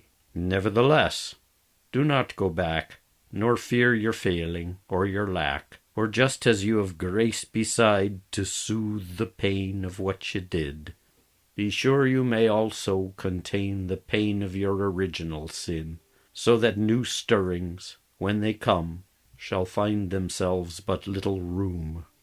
And if you were to ask of me what drew you forth this work to try, what means will make you here succeed, what ends will match salvation's need, I beg Almighty God on high of greatest grace and courtesy to teach you what you needs must know, if you God countenancing go. For truly here I do you well, when I say what I cannot tell. That is the work that God does best, specially wrought within the breast of them that God likes best of all, without deserving of their soul. Unless God brings this special gift, saint nor angel could not have it. And I believe that Jesus Christ brings this gift just as he list, yea, more special and more oft, vouchsafes to work in them this gift, that have been customed to their sin, than in some other who have been from their childhood days devout, that never grieved him very great. But Jesus the sinner's sins will purge, for so his mercy will enlarge, all merciful, almighty, just, choosing to work as him may list, where him list, and when him list. And yet God never gives this grace, nor asks a soul to run this race of souls unable to perform, or that by running may no harm. And yet all souls that find a need find grace, as merit finds its meed.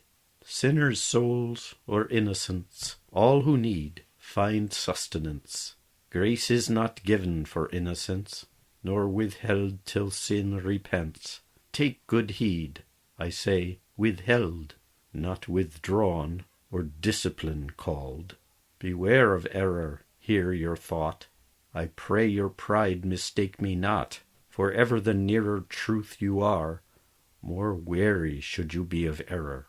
I mean but well in all I writ, but if you can't conceive of it, lay this matter by your side till God comes in and curbs your pride. Do then so as I now warn. It hurts you not, your pride to turn. Beware of pride, that king of sin, where false deserving does begin. For if you were so truly meek, then you should feel of this our work that God gives all of us this chance, without deserving circumstance. The nature of this work we do is such that those with need thereto already have their soul aright to have and feel the work of it.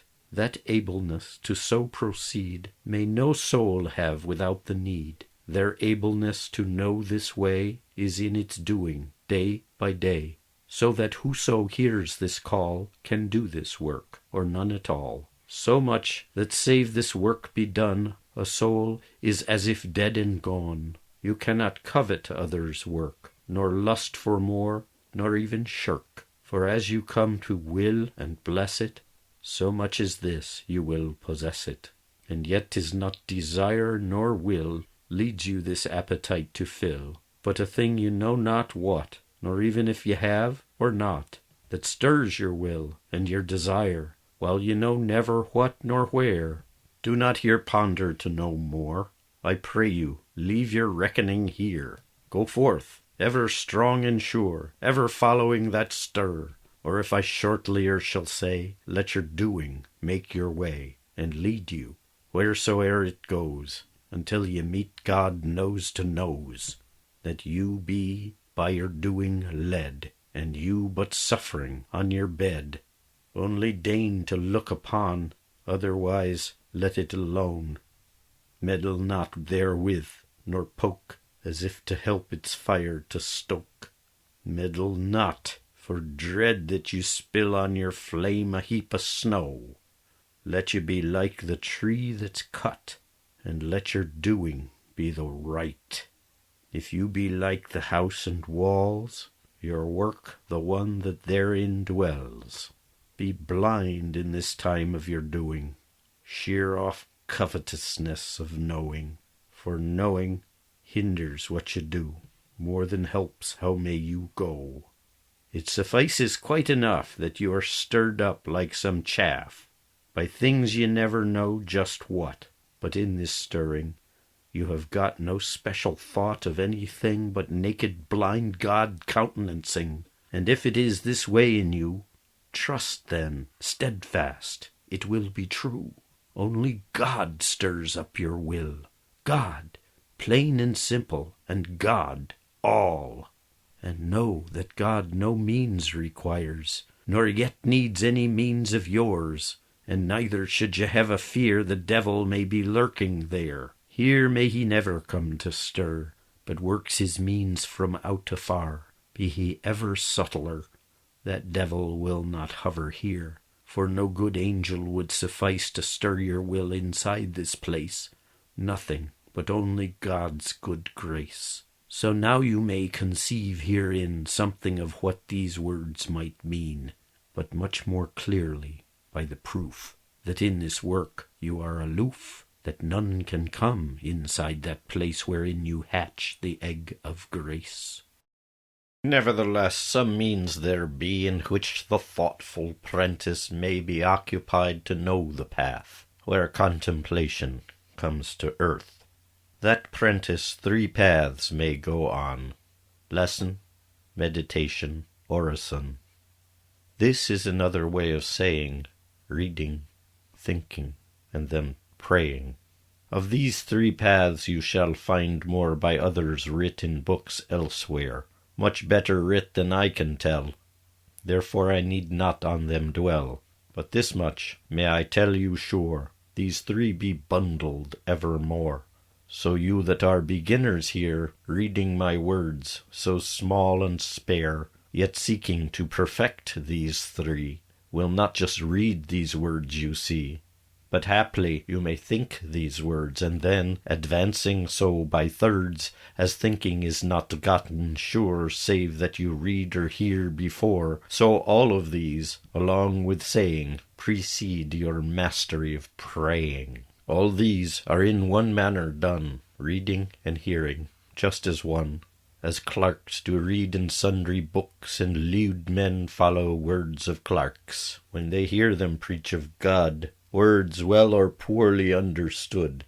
And prayer may not so goodly be got by prentice in this way, lest first ye read and hear and see. See by the proof that follows here, in this same course, God's words appear, whether they be writ or spoke, as in a mirror tinged with smoke. That darkling glass before you is that Paul held up before your face. In ghostly light your soul's own eyes are all your reason's faculties. Your conscience is your spirit's face, which now you must inspect and trace. And just as there may be some spot your bodily visage may have got, the eyes of your face looking back may perfect understanding lack, not see that spot, nor know its place, that's so apparent on your face.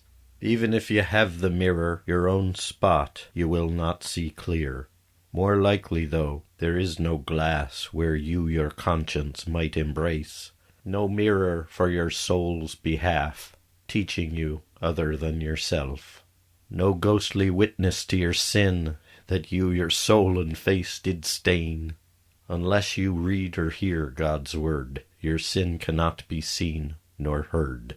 For understanding comes not in to souls made blind by customed sin. And so, however foul the spot, your conscience eye will see it not. When you finally come to see by mirror, bodily or ghostly, or learn by others' teaching eye your sinful physiognomy, then you know where the foul spot is, on your conscience or your face. And then you may your step retrace, run to the well to wash your face. And if this sin be done by you, the well of Holy Church will do. Its water would confession be, contrition sprouting like a tree, for blind root stirring sin withal, that you may call original. Then is God merciful, your well, its water prayer, with what befall. And thus you prentice, may you see reading and hearing must there be, then goodly thinking may be got, then praying to perceive that spot. Such means neither guide nor lead those that in this book do read. We do not look inside a glass to see the ways that we transgress. All our meditations are like smoke escaping from a fire, blind wanderings of wretchedness, dimly glimpsing God's goodness. And these well up from down within the residue of all our sin.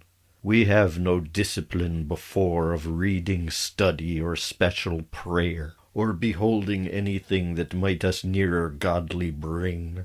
That sudden start and yearning blind is soonest learned from God's own mind, where in our passage of the dark we find some seemly meaning mark. And you may either meditate and ponder your own wretched state, or lay your sinful self aside to see the goodness of your God. Choose. One or both, if ye feel thus, stirred by counsel or by grace. But you your seeking should confine to what ye have in this word, sin, or what ye have in this word, God. Ye can lay aside your pride, or seek in you some other word that with your ghostly ear you heard, not breaking nor expounding it with curiosity or wit, or praising so some quality this word brings to your sanctity, as if by putting words in motion you would enhance your own devotion. I promise you it is not so. Where in this work we all do go, hold it whole, what word you have, for this word helps you to survive. Blind, groping, naked, desperate, by your own sin grown desolate, ye have congealed your sin, a lump. You know not what it is, this clump, save as you to your soul must cling. It is yourself, no other thing. In this your blind beholding place, that lump of sin conceals your face. There is no other to compare, more sinful than what you have there. Yet in that instant I might look and read you falsely as a book. Think you full soberly disposed, your mind at rest and thought composed, without a change of countenance or external circumstance, sitting, kneeling, standing, lying, fully restful, slowly dying. Just as all these meditations rise sudden, without expectations, we workers in our lonely lairs send aloft our handmade prayers. For we that be true workers here use not so much the Church's prayer. We speak that in the form decreed, but in our own voice talk to God. Our special prayers go out and out, sudden to God, a silent shout, without premeditation or special preparation. And if these prayers use a word, as they are but seldom heard, you may have heard me make a mutter, words ever fewer pray the better. And if it be one little word, out of those few that I hoard, one syllable I think is better. If it were possible, one letter. The less my tongue does interfere, the more my spirit says it clear. So ghostly workers in this work should ever strive to mount that peak. Let purest point of spirit speak. That this is so, we can compare examples from our own nature. As man or woman feared of fire, or sudden death, or danger dire, in the height of spirit freed, cries out from haste and very need. After help they wail and pray, till comes whatever help as may. Sure, not many words they cry, as death and danger come there nigh.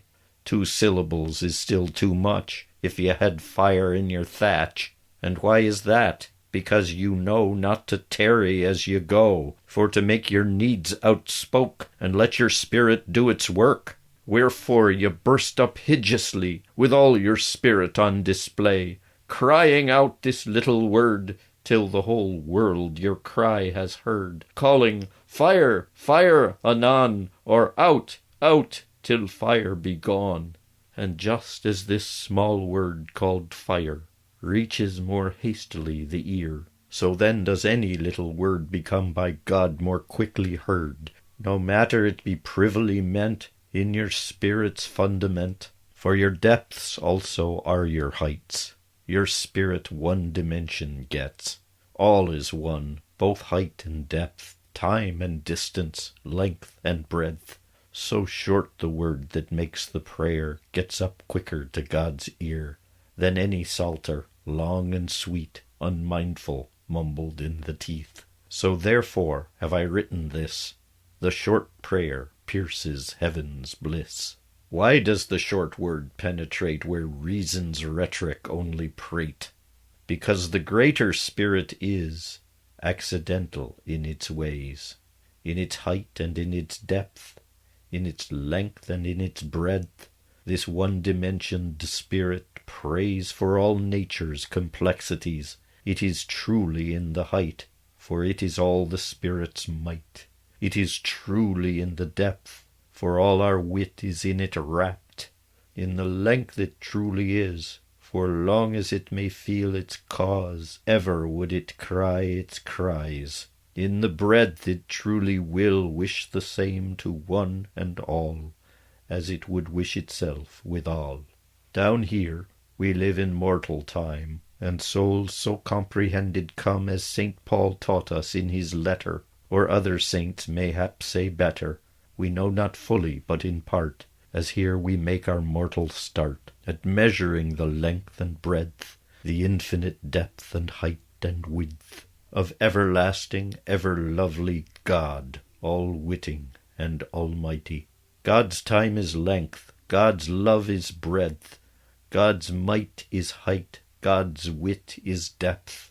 And so no wonder that your soul, conformed by grace, and then made whole, showing in your perfect face a likeness of God's very grace, so soon be heard by God above. Yea, though your sin so stain your love, and off you go your wayward way, as if you were God's enemy, if you might only, through God's grace, make little words in little space, the height and deepness of God's love, the length and breadth ye know not of, should know you are that hideous noise, and hear it certain as God's praise.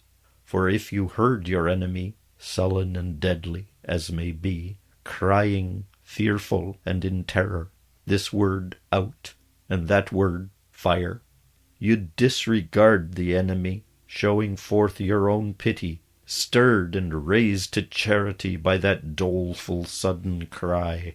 You would a pail of water fetch, running forth your legs would stretch, and douse that flame with all your might, yea, though it be midwinter's night, helping slake that furious fire, offering all your help and care.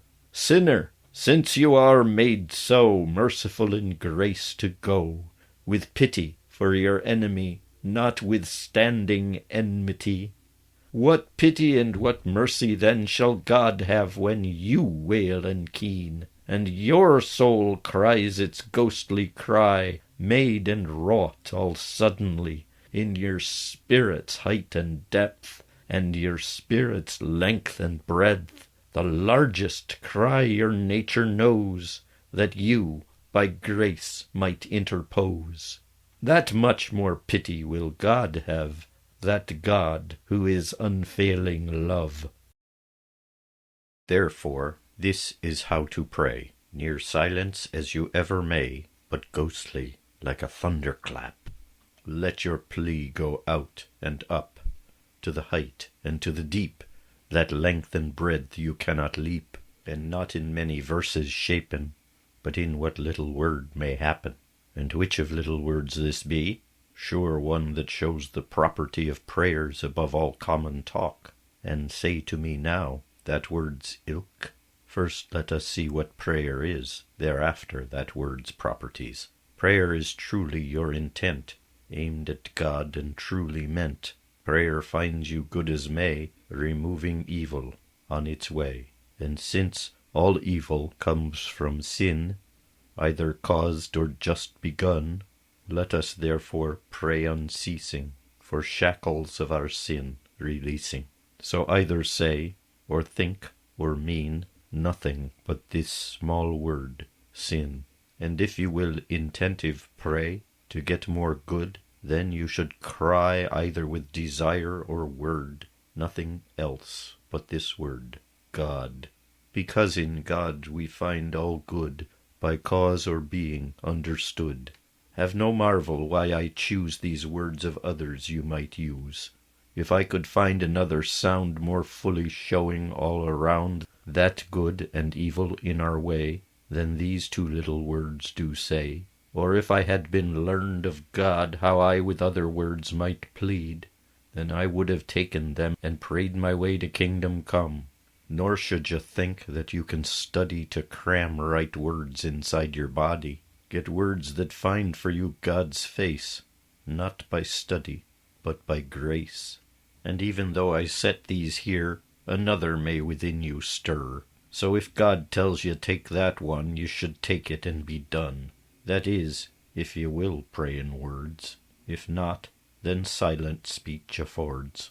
For silence is the shortest speaking, wherein you full short words are making. But though your prayer be ever shorter, let me be your great exhorter, with oftness of prayer compensate. Practice prayer both soon and late. So pray at length your spirit's ease, so that your prayer never cease. And pray until you fully get what you asked when you did start, just as that one your enemy, in cold terror, still may cry, ceasing never, panic rare, shouting out and roaring fire, long after you that fire do slake, and go back home your rest to take. So now, look down inside and see where spirit holds its ghostly sway. Shut out all light, and let come in the ghostly means of this word, sin, without intelligence to parse if any sin is better or worse, venial, deadly, all the same, even sins ye cannot name. For pride, envy, covetous, sloth, gluttony, lechery, or wrath, are only words we use to mark our various musings, ever dark. What recks it in contemplatives, which sin it be that rule their lives, how mickle a sin that it might be, we contemplatives so see in the time our work involves, all sins alike great in themselves. For the least sin makes God remote, and makes of ghostly peace a riot. And you, your lump of sin, have grown, but what it is ye have not known. In it you see none other thing than you yourself are carrying. So cry now ghostly, ever as one, out, out, out, and sin, sin, sin. This ghostly cry is learned of God, not from any man by word. For it is best in spirit pure. Shape not your tongue to say it clear. Be still, so any standing by not hear nor see an outward cry, unless it be some seldom time, when up and out your spirit climb, and for abundance out it burst, proclaiming sin the least and worst, that you your body and your soul with cumbering of sin be full. On the same manner you should plead, God, God, God, and God, God, God. Fill thy spirit with God's meaning, without any special beholding of works you may think God has done directly or through any one, nor call them good, or better, or best, bodily, ghostly, small or vast. See no virtue set in place in any soul by any grace. Look not after, if it be humility or charity, patience, hope or abstinence, faith or steadfast soberness, chastity or poverty, or other virtue as may be. What recks this in contemplatives? In this word God their virtue lives. For them in God is everything, both by their cause and by their being.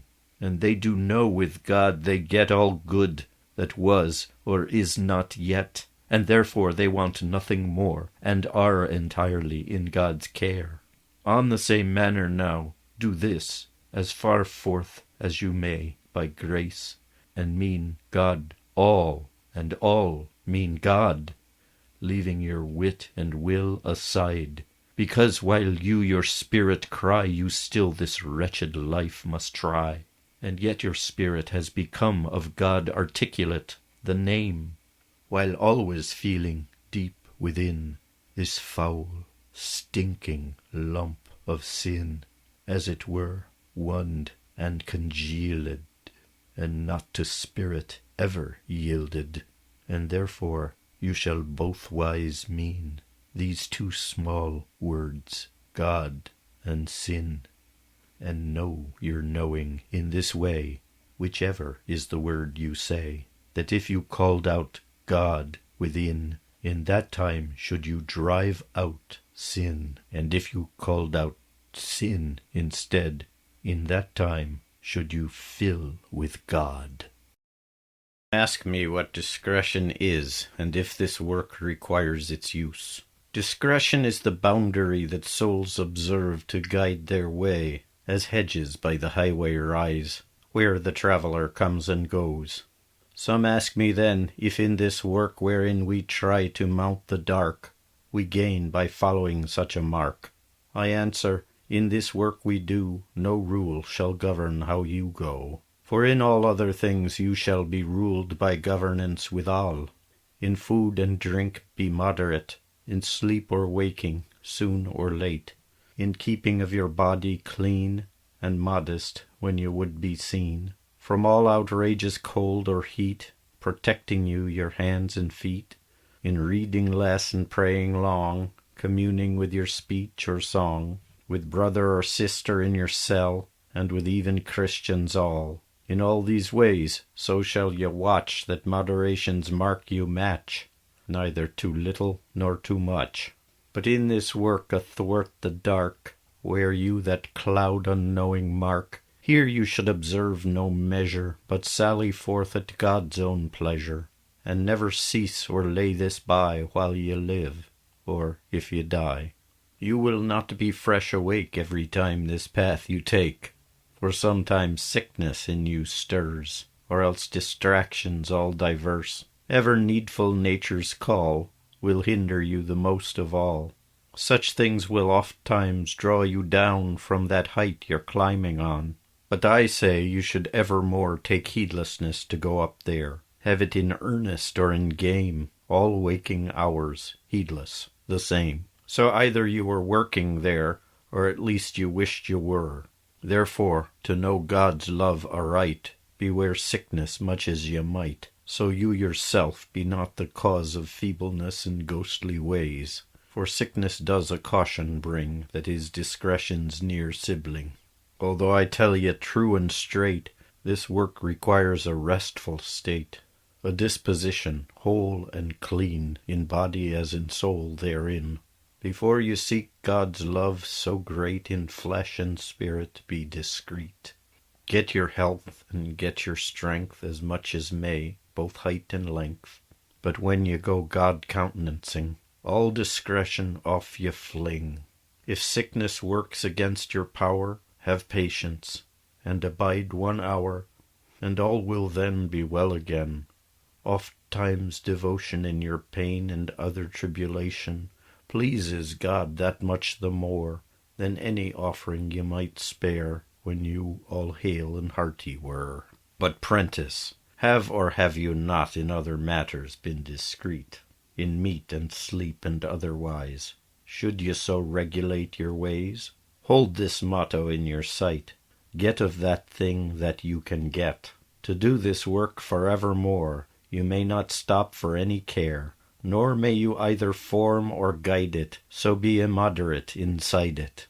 And in this fashion you shall know discretion in all else you do.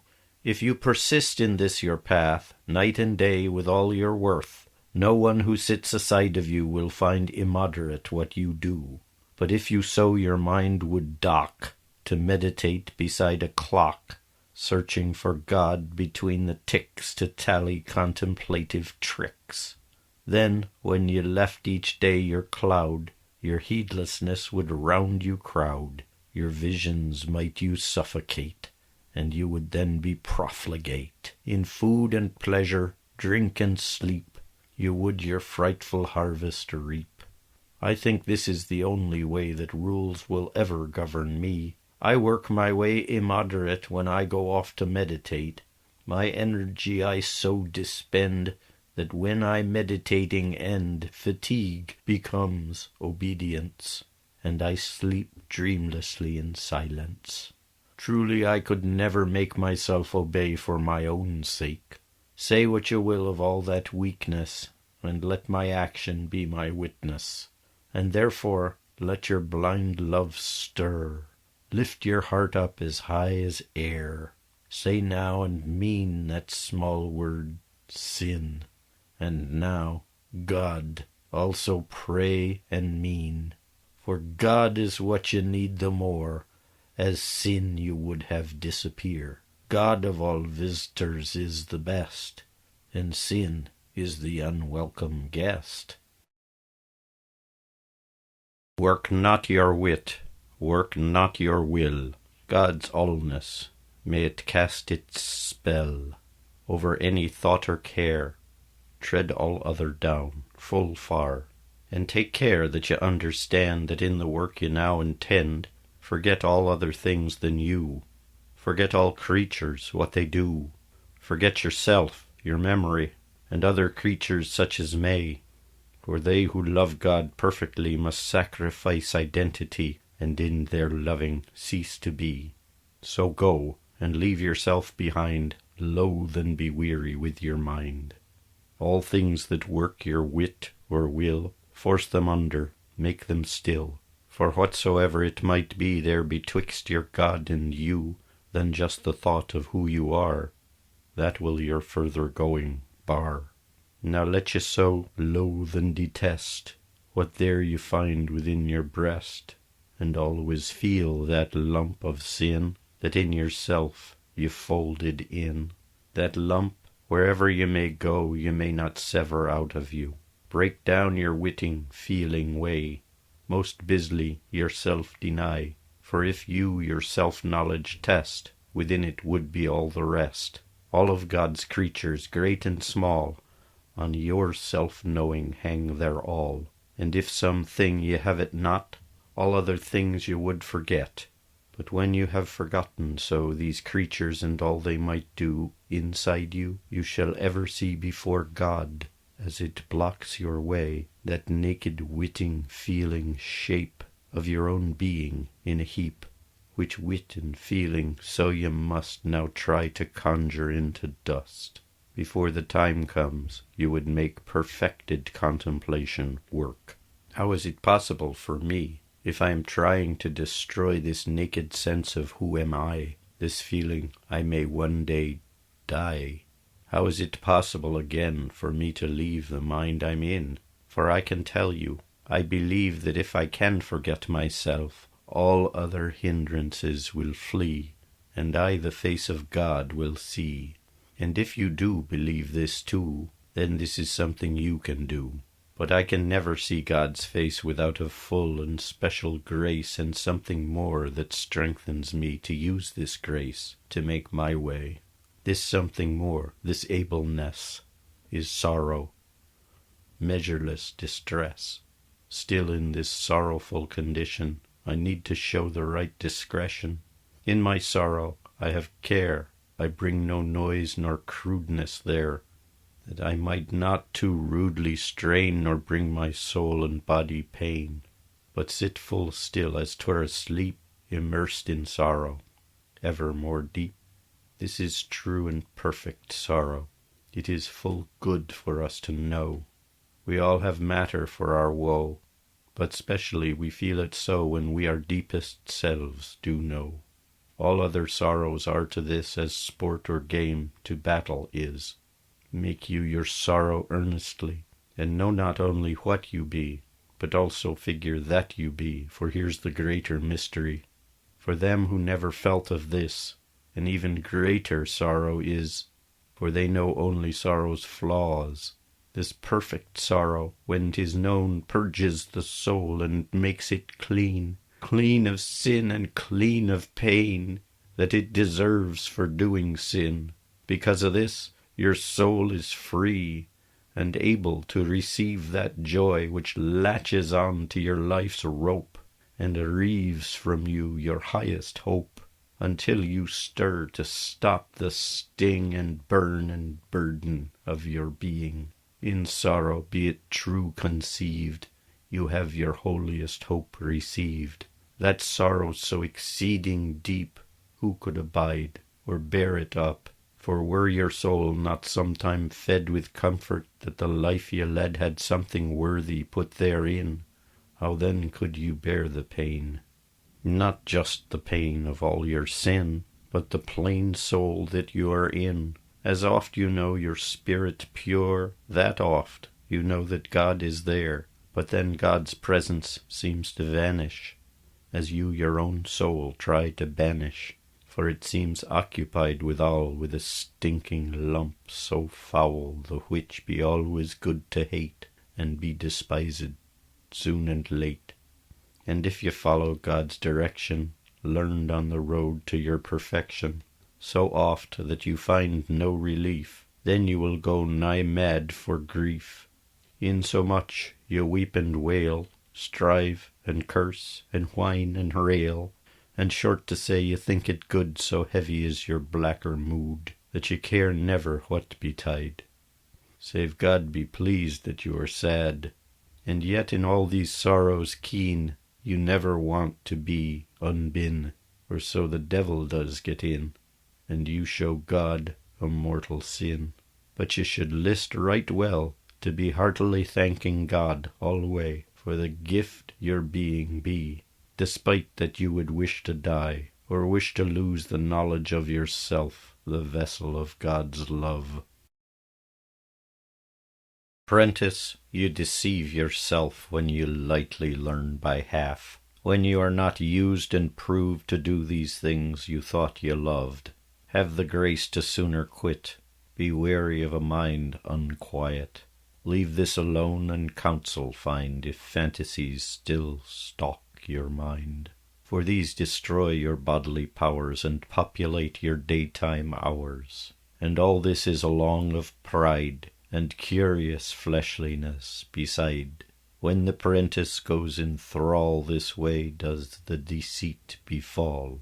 Young man or woman, newly set, devoted now as never yet, hears of this sorrow and desire, read or spoke or sung by choir, how that we shall all lift up our hearts to God and drink that cup, desire unceasingly to feel the love of God wove in our will. With curiosity of wit they ponder on these words a bit, draw from them their own false intent, not ghostly as they should be meant.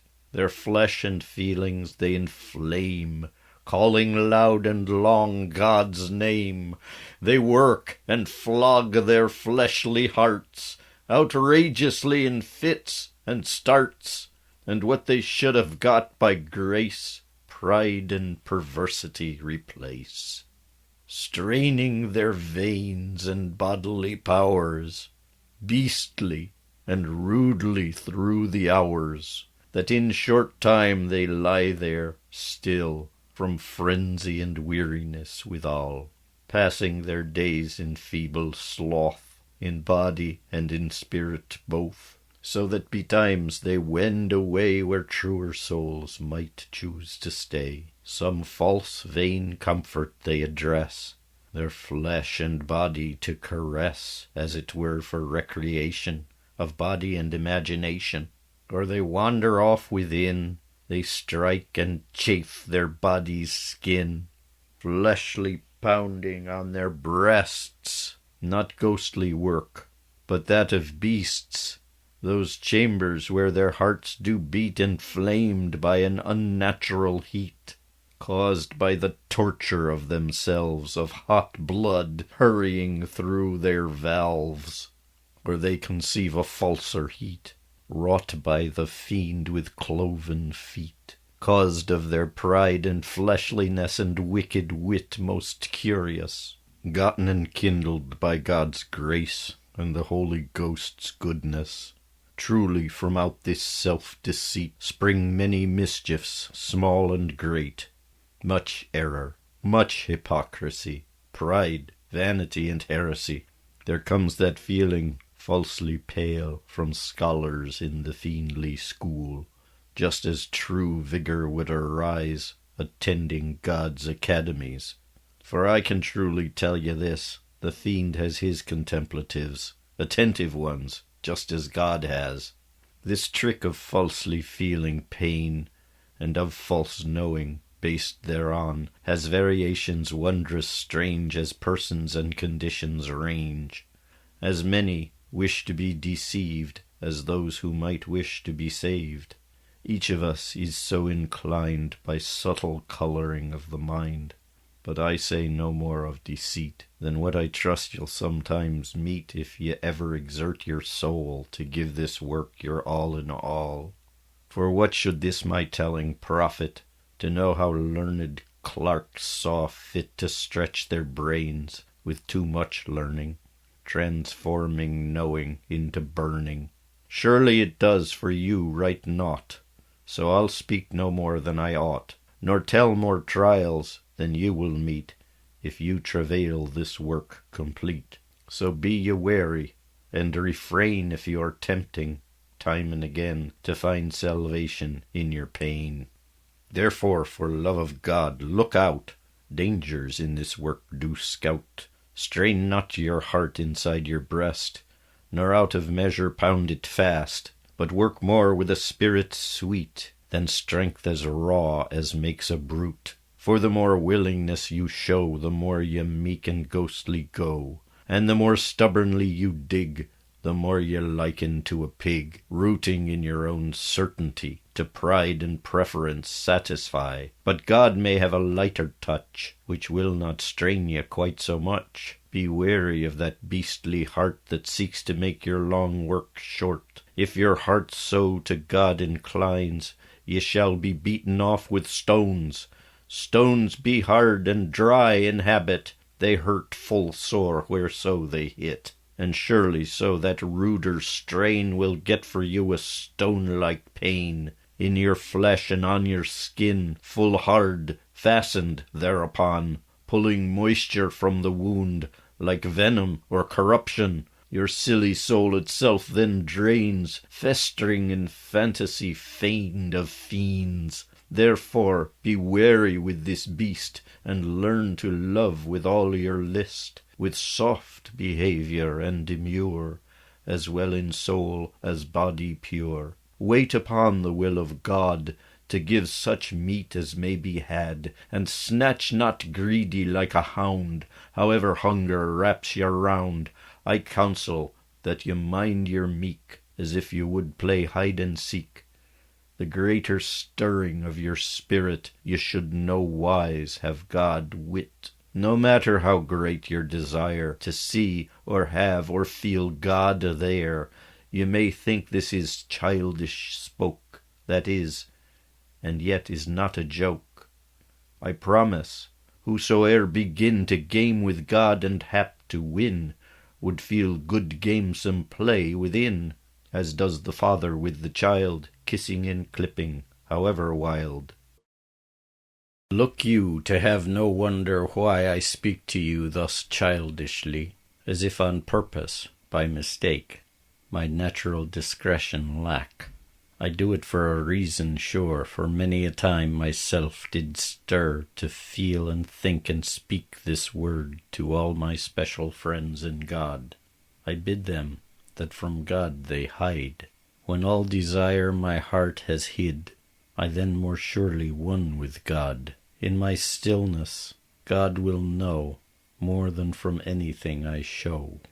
I would by such a showing hid restrain you from your boisterous bid, put bodily feeling underneath your mind's own purity and depth, that ghostly place wherein you knit of ghostly burning love the knot, tying you and God in one, that your will and God's be done. God is a spirit after all. Whoso should be so held in thrall, behooves so to be in his trusting, far from feigned bodily thing. God sees through false the same as true, and nothing secret is in you. Make body, soul, and spirit bare, because God's eye sees everywhere. The deeper in your spirit hid, the quicker is by God escried, because God's spirit sooner sees what your inner spirit does than any kind of bodiliness. God is by nature and by being farther from all bodily thing than from any ghostly thing whereunto your affections cling.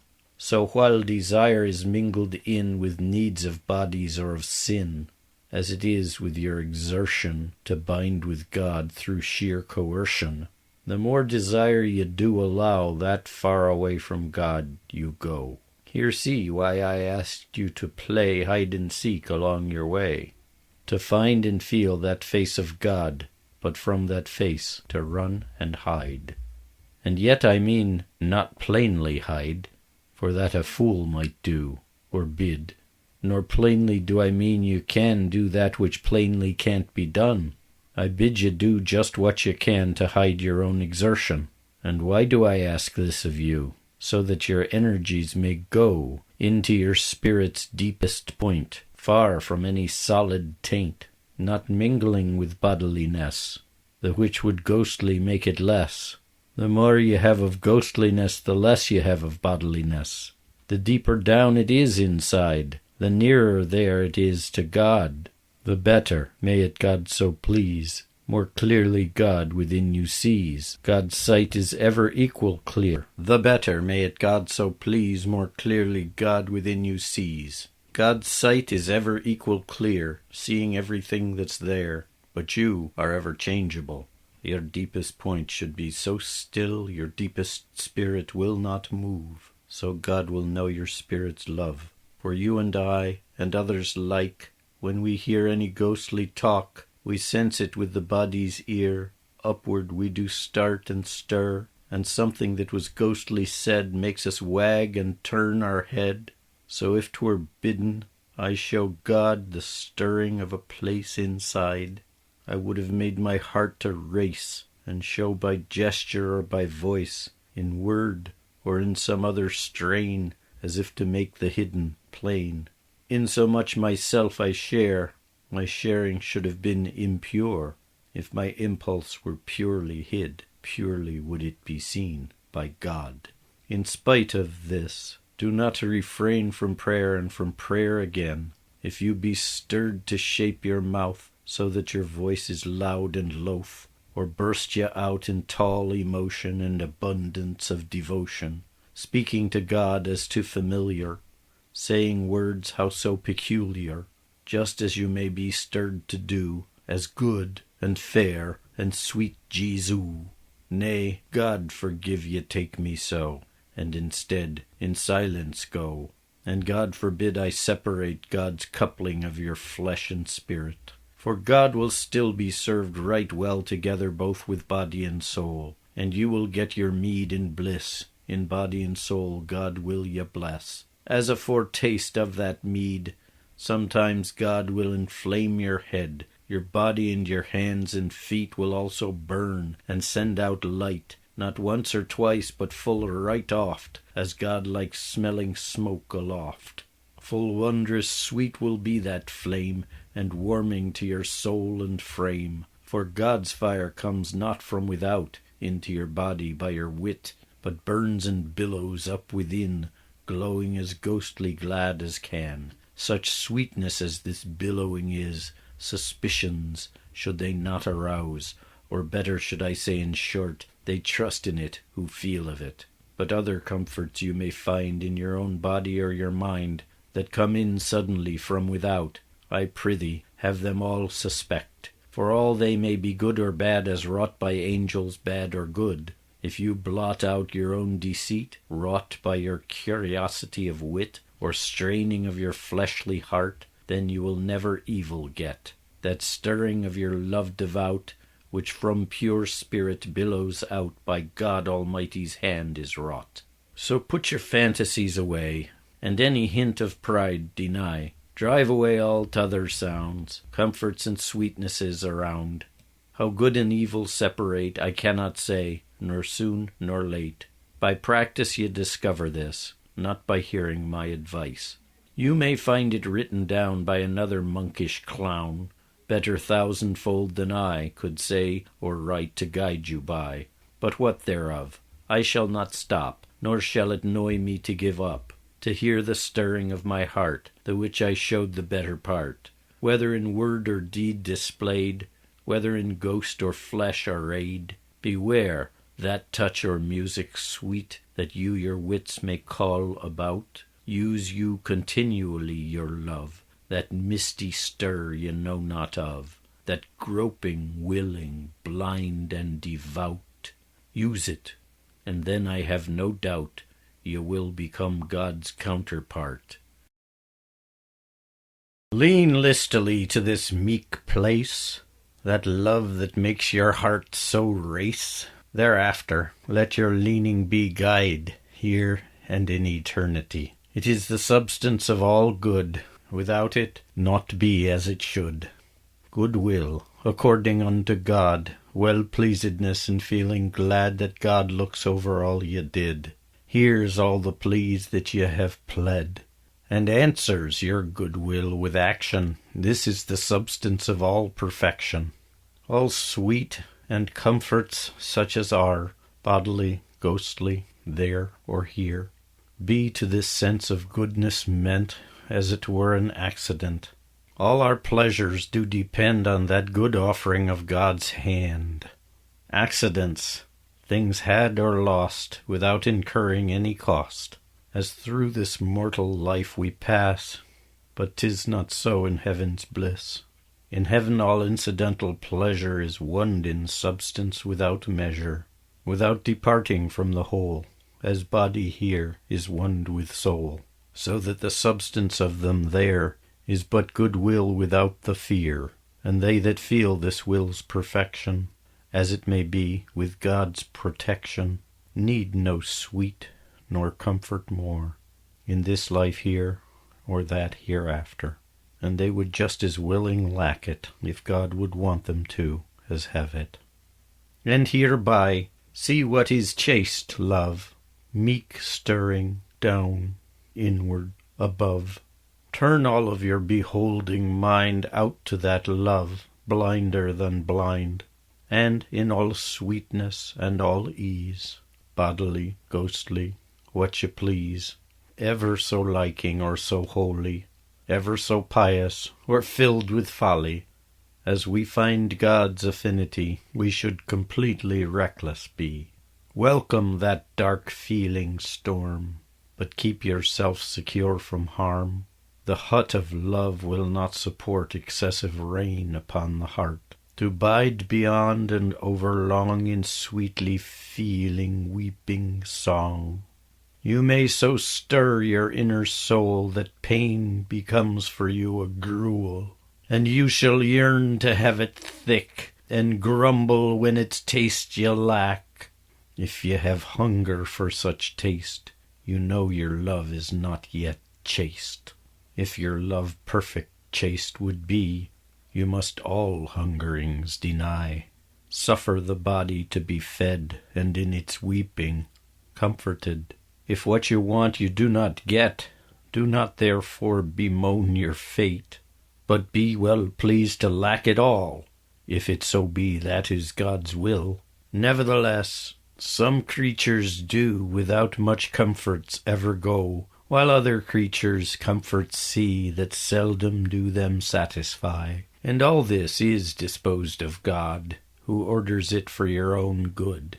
We all our needful matter get, all we diverse as ever yet. For sometimes creatures be so weak, so tender and in spirit meek, unless they were somewhat caressed, they would by sweetness be distressed.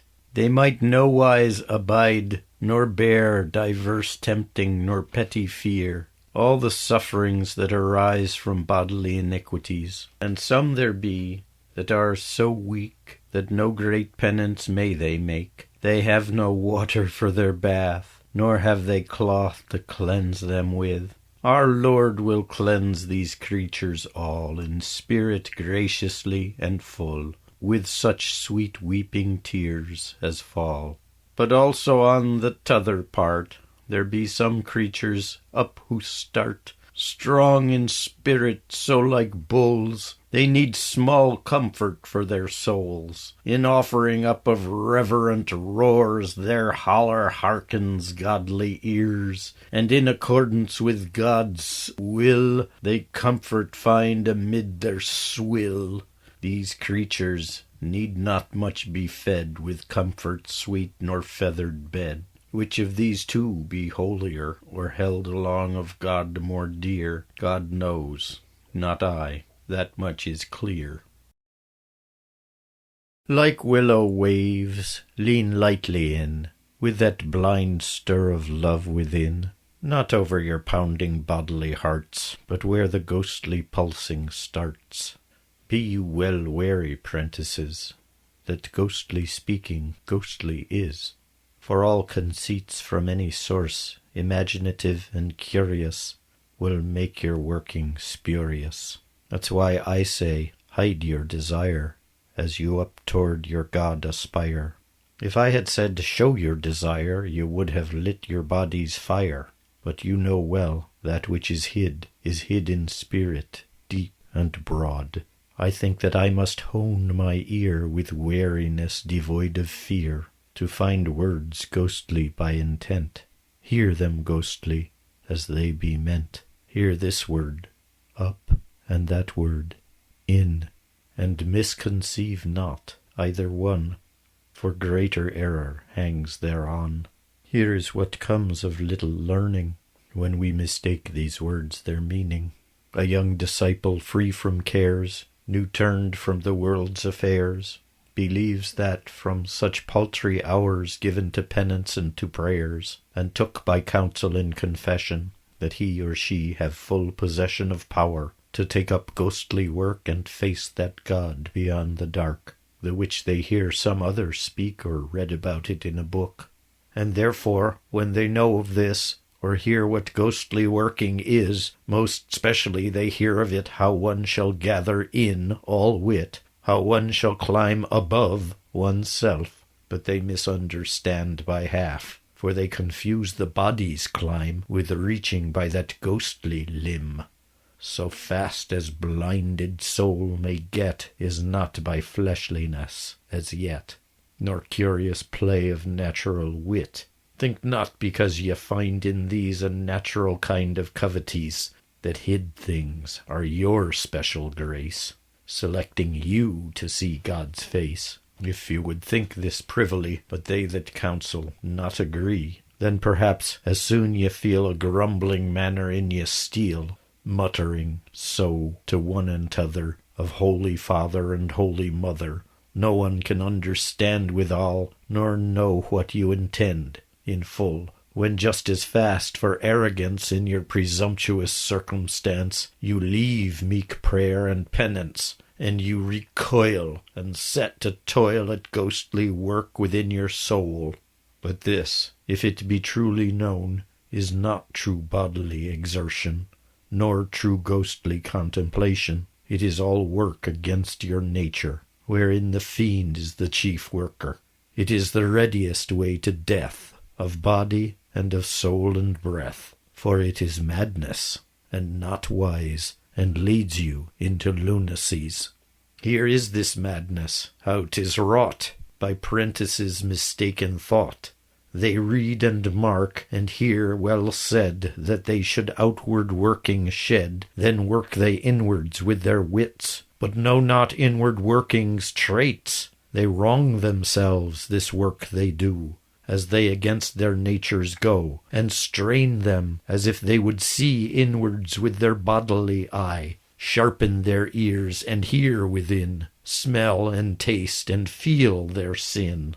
Their senses they should aim without, if they would bodily knowing get, reversing them kinks nature's way, and with this curiosity they work their thought so into shreds, they turn their brain inside their heads.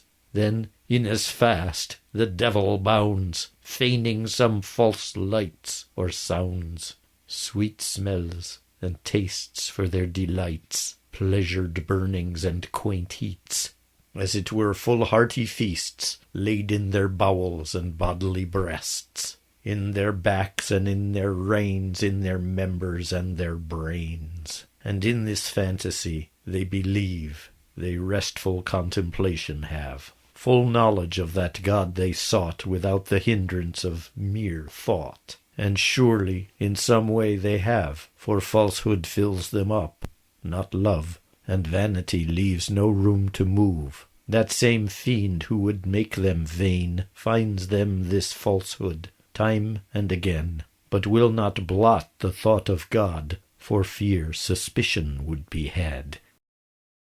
With false works, fogging so your mind, come wondrous practices in kind, species thereof that go beyond what God's true disciples learned. Plain, unadorned contemplatives lead evermore full seemly lives, but of these other 'tis not so. They shall be known by what they do. You might see them where they sit with eye wide open as a plate, see them stare as if they choke, and at some devil's leering look. But I should not their watching scoff, for lo, the fiend is not far off. Some set their eyes as 'twere in stone, as if they sturdy sheep had been, that with a cudgel ye might stun, and they full soon should die anon. Some hang their heads off on one side, as if a worm in their ear crawled. Some peep and pipe when they should speak, as if they feared themselves might break, and thus they properly exhibit the manner of a hypocrite. Some cry and whine down in their throat, as dog on master likes to dote. So full of greed and haste are they, commanding when they should obey. And thus they tell us that they are heretics, so filled with error that their presumption and their pride must always have the winning side. Some there be so curious they can restrain their piousness, refraining from all boastly way when they meet in society. But might these folk be seen at home, then out their inner thoughts would come. And how so odd what thought they suffer? Yet should I dare in one point differ, to gainsay what they say is true, then would they raise such cry and hue that you would think the very worst out in some flame to see them burst. And yet they think that all they do is good and just and fair and true. I hope God shows a miracle that they soon leave off playing fool, lest they so long observe this evil that they go staring mad to the devil. The devil's perfect servant is deceived by all these fantasies. One so perfect may there be, or many infected in this way. But heretic or hypocrite, perfect wrong or perfect right, there are not any without taint, yet all believe themselves a saint. Some are so cumbered in their ways, their curious customs and displays, that they their inner spirit show in bodily bearing what they do. Some, that when they ought shall hear, they writhe their heads to one side queer, and quaintly nod, lift up the chin, and show their nostrils deep within. They gape upon you with the mouth, as they should hear you with their teeth. Some there are, when they should speak, they point their fingers, poke and strike, at their own hand or arm or breast, or at the one who is addressed.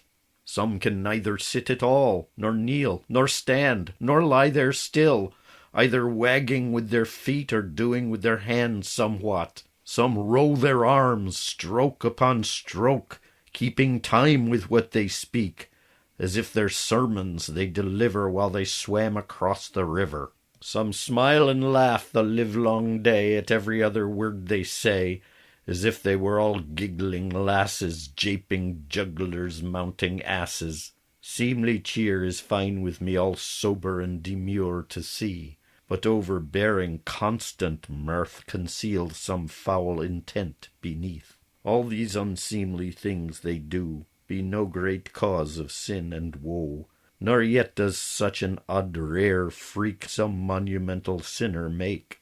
But practices unseemly do govern how these folk may go. They may not leave them when they will. To habit they are held in thrall. Such tokens of foul pride they get, and curiosity of wit, as their self-laudatory showing, gossip, covetous of knowing, unstableness of heart's intent, unrestfulness of mind's content, and most especially the lack of the good working of this book.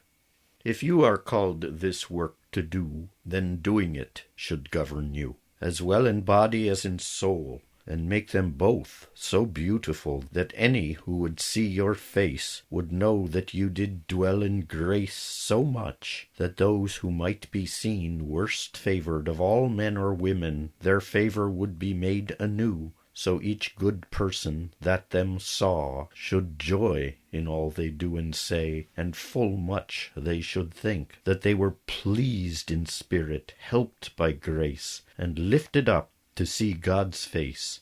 And therefore get this gift in you, for whoso has this gift got true shall govern well by this virtue all that they long with them to go. Broaden your mind and lean your love toward all these types that folk may have. Learn well to make yourself as one with all them that with you commune, whether they were mired in sin or never sinning did begin.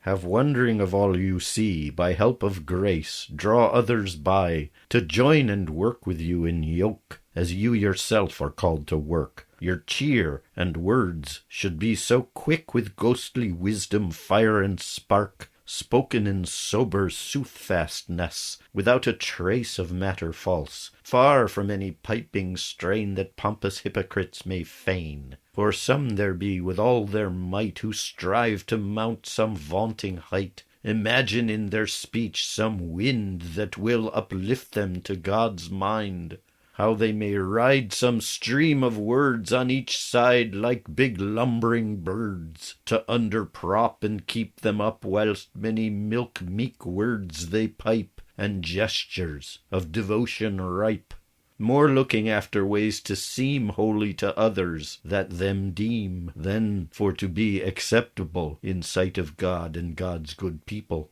And I have never understood how hypocrites can measure good. For why these folk will privily spy, more sorrow make and hue and cry for petty gestures unordained, than souls with thousand sins be stained. Unfitting word, unmindful spoke, this you would think their heart had broke. But they see not their own vain thought and stinking stir of sin corrupt, wilful drawn upon their head, or reckless used in sight of God, with saints and angels there beside.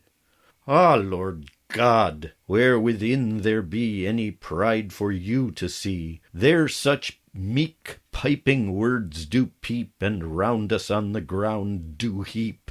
I grant well 'tis a seemly work, that they who be within so meek show meek and seemly words and signs, to show the way their heart inclines. But I say not they shall be shown in piping voices overblown, against the disposition plain of them that would so pipe and strain. If they be true, then they will speak the way God made them, strong or weak, in wholeness of the words they form, and of the spirit that speaks them.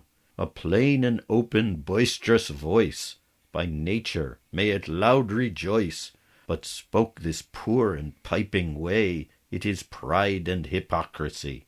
Unless some sickness thicks your throat, or you some secret prayers devote, or privily to God confess that you should speak with truthfulness, not only meaning what you say, but how your voice would this convey, without that you yourself display, all other is hypocrisy.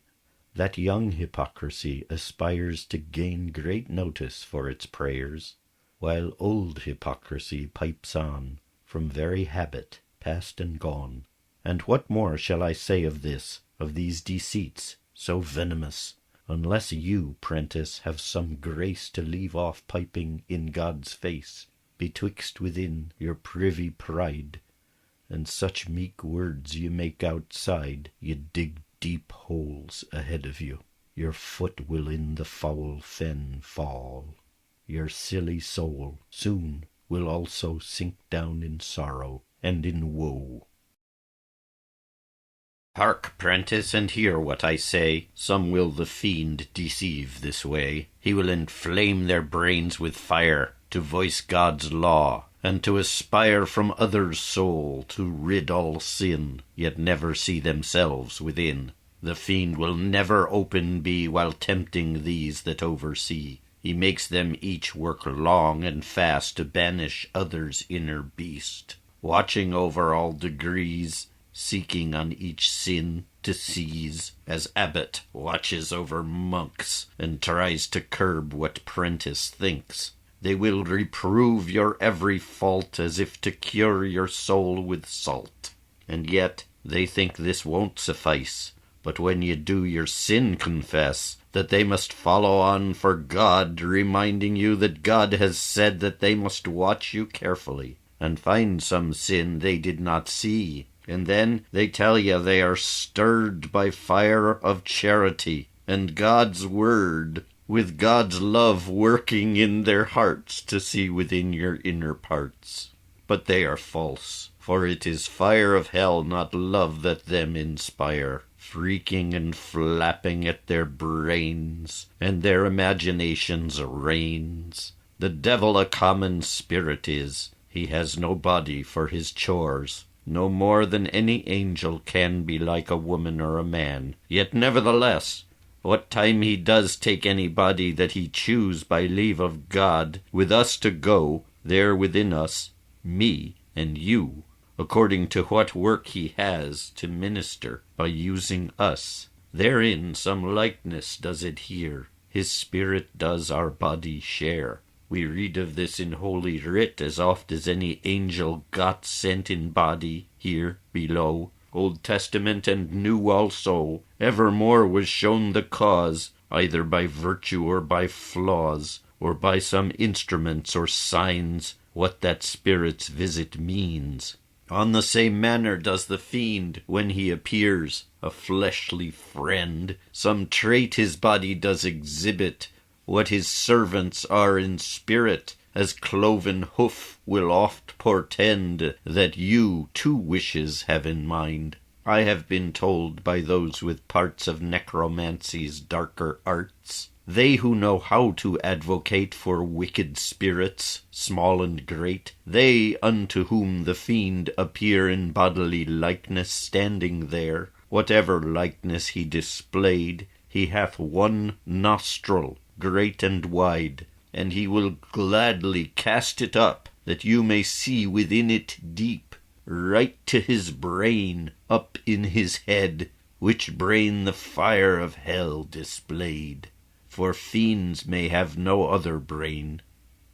And in this showing it is plain they want you to look in thereto, and want no better than you do. For at that looking out should go all wits that ever you did know.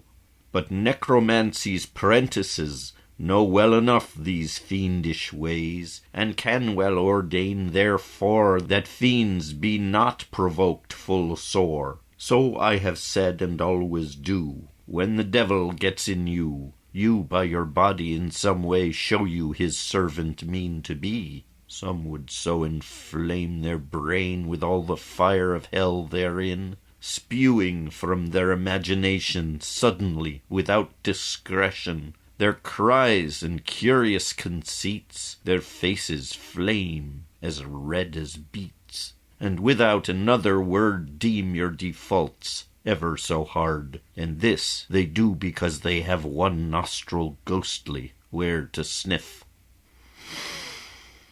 Division of those nostrils too, the devil's minions may not know, the working of a person's nose, where one breath from the t'other goes, dividing so our breath in two, as though our nose, it come and go, betokens that we have a choice, that good from evil we may slice. We have discretion ghostly got, with it we may our choices cut, fillet the evil from the worse, choosing the blessing, not the curse. We have this token from the start, before we judge or set our heart, before we 'gan our days to run, what we heard spoken or saw done. By these two nostrils, what we mean beholding there inside the brain, our own imagination, for by our nature it is said, it dwells and works within our head. Some there be, that yet for pride, by wit and letterly cunning bid, leave behind the common touch and counsel of the Holy Church. And these with all their favoured few lean over much to what they know, because they never made their ground in meek blind feeling groping blind. They merit feeling false and feigned, wrought by our enemy, that fiend. At the last they burst aloud and blaspheme all that holy crowd, the holy church and all the saints, the statutes and the sacraments. Fleshly folk about the world, who think these statutes over hard, seek to make their own amends, and make these heretics their friends. Full soon and full on them they lean, and would them stalwartly maintain. But do these learned lightheads know the paths where ghostliness would go? Now I believe that who will not the narrow way to heaven get, that they shall go with certain tread the soft way down to hell instead. Each one shall find themselves the way, and I believe such heresy, and all who find some favour there, if they might see and be seen clear, as they shall be when comes their doom, shall find themselves with little room, full soon be cumbered by their sin, in their foul flesh all lumped again, privily choked, without confession, maintaining truth in their presumption, for all their fairness openly hides full foul lecher's privily. No more of these at this time now, but more of what ye need to know, how that presumptuous prentices misunderstand this up we use.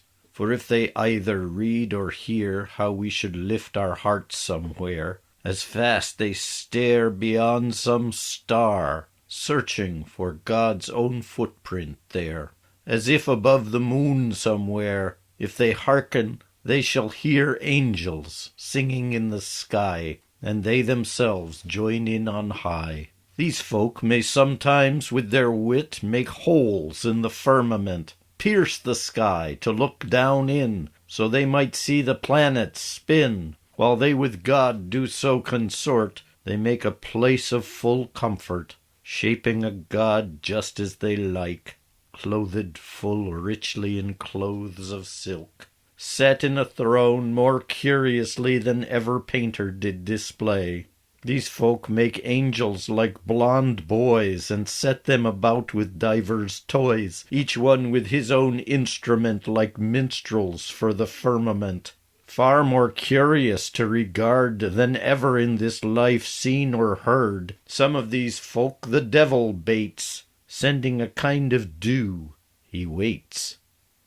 Angels' food they think it be, deceiving them full wonderfully, appearing from the thinnest air, dangling by their noses there, and as their mouths they gape and grin, softly and sweetly falling in.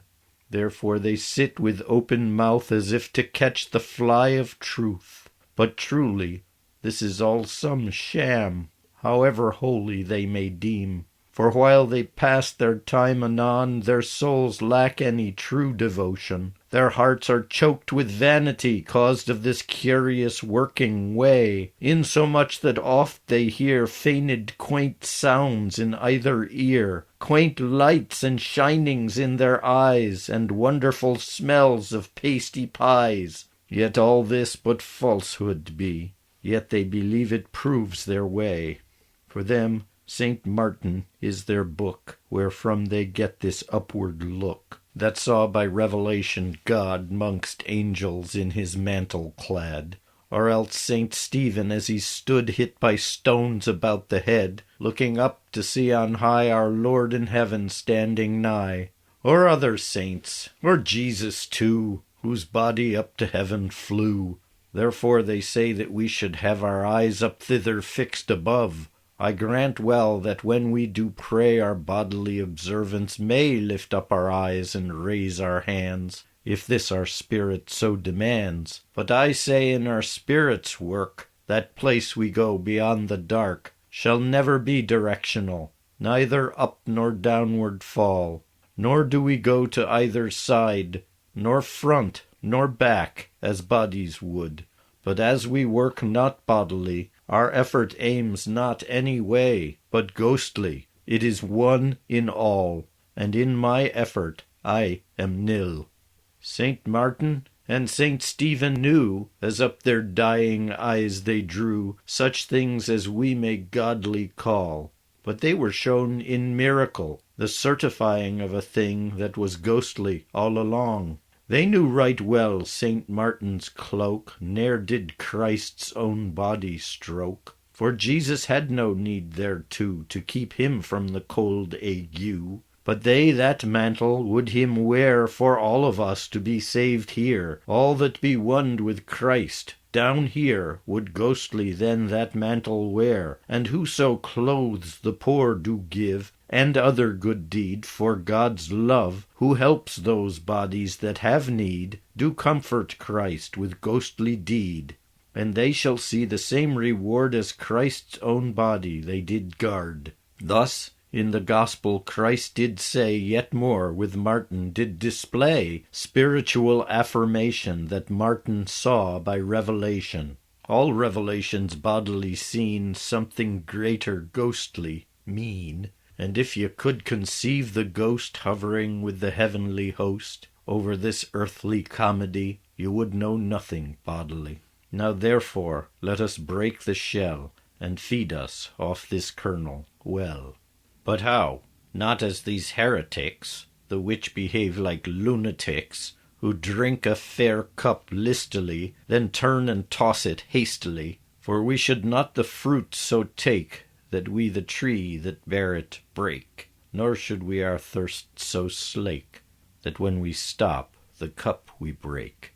The tree and cup are what I see, all bodily things the same to me, observances and things we mark, not hindering the Spirit's work. The fruit and drink I call the meaning, from out these bodily objects shining, the ghostly gleam of miracles and seemly bodily rituals, like lifting up our eyes and hands toward heaven where our journey ends. Such things done by Spirit stirred should be according to God's word, otherwise they are a lie, sham, falsehood, and hypocrisy. If we find ghostly fruit therein, should we not this party join? For many there are will kiss the cup where wine therein is filling up. And even though, when Jesus did make his way up to that cloud, his body disappeared therein, and was by crowds of people seen with bodily vision looking on, should we therefore in what we do stare upwards evermore also? Should we climb above the sky to see him throned in majesty? Nay, surely Stephen did not see Jesus in flesh, like you and me, for that would tell us that we should look bodily up as Stephen did, if we might see as Stephen did, Jesus in that cloud so hid. For how his body is in heaven, standing, sitting, or lying even, this no one on earth may know, and needs not knowing here below. Jesus one in body and soul, this union makes his manhood whole, and this humanhood also is one with God and not let go. If he lie, or stand, or sit, we down here need it not to wit, but as he willed it there, he is, and has a body just like us. How we choose to show his posture, revealing bodily some gesture, will spiritually signify, and not in manner bodily. By standing may be understood a readiness for doing good, and therefore it is common said when soldiers need each other's aid, "Bear up well, fellow, and fight fast. Hold on as long as you may last, for I shall stand beside you here." And so together forth they fare. He meaneth not just bodily standing, but any kind that means defending. For maybe this battle is on horse, going, not standing through its course. When Jesus saw Saint Stephen broke, to all the martyrs then he spoke, the living type that Stephen was, for all who suffered in his cause. Lo, Stephen, see the clouds divide, peer through, and you can see inside. This is called heaven. Trust now fast, and I am here, both flesh and ghost. Trust fast that I do stand beside, we each have for the other died, and I will help you climb up here. So stand up bravely where you are, and suffer boldly those hard stones. You shall be crowned with many crowns. Very God and very man, Jesus, he went up into heaven, for a purpose bodily, for a purpose ghostly too. He had been dead, and then came he clad with undeadliness, as we, when we at day of doom do gather, subtle in body and soul together. Our bodies shall go where they ought, as quickly as a flash of thought, and as our thoughts may fill some space, our bodies will, impelled by grace, be up or down, beside, around, through and within, before, behind, as clerks would have it understood. I hope it shall then be like good. But only by a ghostly tasking comes these powers you are asking. These places that I name herein are not the ones by bodies known, not back, nor front, nor up, nor down, nor on one side, nor t'other seen. Those that set them to be ghostly workers in this book may mostly, though they read lift up, go in, told to make some stirring spin. Nevertheless, I tell ye here, keep still, and make your purpose clear.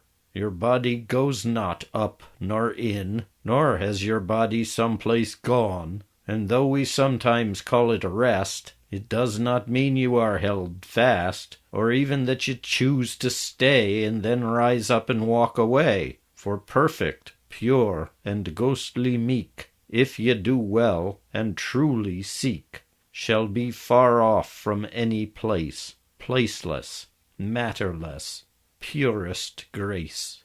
And from this sudden change we get our flesh imbued with spirit light. Time, place, and body, all these three, should be as they were not with you. Therefore be wary as you go, that the examples you may know as the ascension of Jesus Christ you do not follow as you list, by straining your imagination in your prayer and meditation, as if to climb above the moon and come back holy when you're done. For ghostly there you could not go, as Christ himself did tell us so. There is no man that may ascend to heaven, but that he descend first from heaven, and be man, showing so his love of man. If it were possible to fly, as for you it cannot be, only by your spirit's might would you get up to heaven's height, full far from any strain or art that your body could exert, or bodily imaginings, up, in, or overhead with wings. Therefore let such falsehood go. It should not bodily be so. I hear your question in my ear, how then should we not get up there? For is it not quite evident that Jesus up to heaven went, and when he baptized was by John, a spirit came from heaven down, and all of this was bodily seen by his disciples, women and men. Therefore, you think that now you know, you who live down here below, shall aim your prayer up above to hit the target of God's love. And to this will I answer thee so feebly as I can, and say, since Christ ascended bodily and sent his Spirit from on high, then it more seemly was to say that upwards was the ghostly way. But else than for this seemliness, he needed never more nor less to travel to a distant place. I mean, for nearness of God's grace. For heaven ghostly is as near as down and up, as there and here, behind as before as behind, one side or t'other of your own mind, and who a true desire has to be at heaven, there it is. For the high and next way there is run by clamour of desire. You will not to heaven get by the paces of your feet, and therefore said St. Paul to us, and many other saints, say thus, although we in these bodies dwell, sometime on earth, before they fail, nevertheless, both now and then, our true life is with God in heaven. Paul means our love and our desire, the sum of all that we aspire, figures in ghostly form, the love that God has given us to have. And surely souls dwell in desires more than in bodies and their cares. Therefore, to ghostly heaven get, it needs not that you strain your spirit. If your spirit lifts its eyes, then let your body do likewise, as it were to bodily heaven, where the elements are given. For all the wayward body's ills are subject to the spirit's rules, and the example may be seen by our dear Lord's ascension. Did not his human body show, when up above he chose to go, the which was never cut asunder from his Godhead's very wonder? Then by the virtue of the Spirit, the body gained an equal merit. Most seemly then, what people saw was Jesus rising up on high. In the same way the Spirit leads the one who in this small book reads. For as your soul disposed you well, and worked its way effectual, you somewhat bent as you did read, or sloped a little to one side. Then suddenly, and all unwitting, the body that I saw there sitting, by virtue of the Spirit's fire, sat upright and so aimed higher, following in likeness most the Spirit that is very ghost. And by this seemliness is meant that people are not earthward bent, as other beasts that crawl and creep, but heavenwards they do look up. Their body's likeness so should bear the ghostly presence that they are, and strive to be ghostly upright, not ghostly crooked, ghostly straight. How should a soul be strained upright? We call it true when it is straight. Be wary not to bodily take that which here is ghostly spoke. It may be spoke in bodily word, but understanding it is hard. We must try so to say our thought as up or down or in or out, behind, before, one side or t'other, but ghostly, these are all together. No matter how ghostly in itself, yet if it shall be spoken of, speech is a bodily work so wrought whereon the tongue expresses thought. That tongue, the body's instrument, must shape some words intelligent, and every one's a bodily word. So of their meaning have you guard. You should not hear them bodily, but ghostly, as it's meant to be. So you may better understand how ghostly meaning does depend on words so shapen bodily. Hereunder I will show and say the ghostly meaning that we give the words these ghostly workings have, and thus you may know where you are, the ghostly work be free of error.